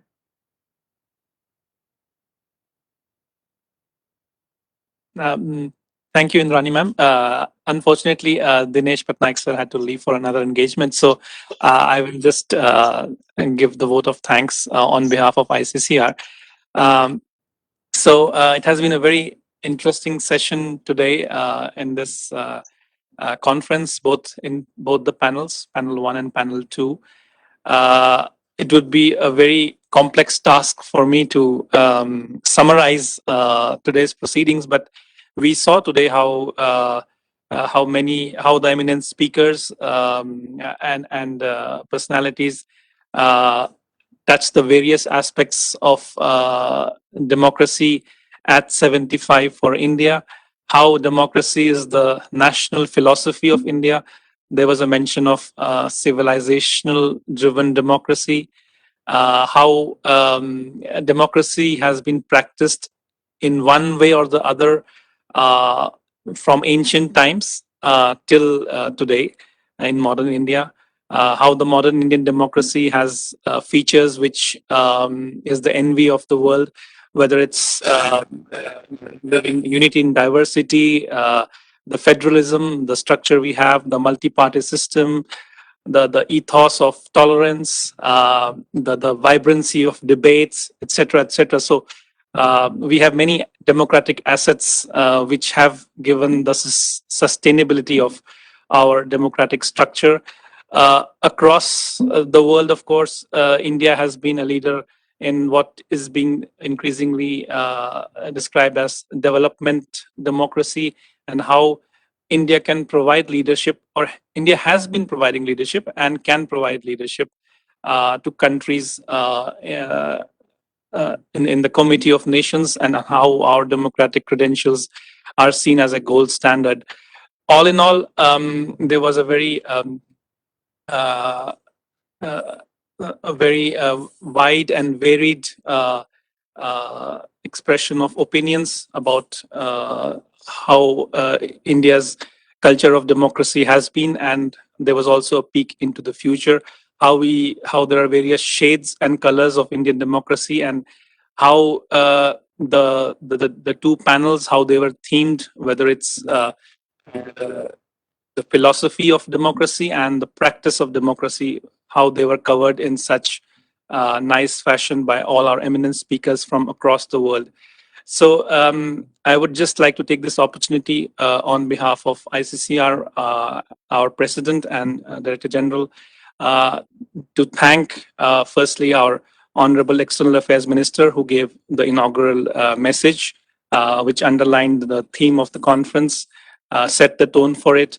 And then I would like to thank our moderators, Director General Mr. Patnaik and Indrani ma'am, for the second panel, and all our distinguished panelists from, I would especially thank Mr. Julian Leeser from Australia, Professor Igosa Osagi from Nigeria, Sri Swaminathan Gurumurthy from India, Ambassador Ganbol from Mongolia, Mr. Stephen Harper from Canada, Mr. Eric Solheim from Norway, Sri Sapan Das Gupta from India, and Professor Mensky from UK. You have all made today's conference very enriching and very memorable, and I think it's a fitting event to celebrate the International Day of Democracy. So on behalf of ICCR, I thank you once again all for being part of this event, and wish you a good day or good night, as the case may be. Thank you.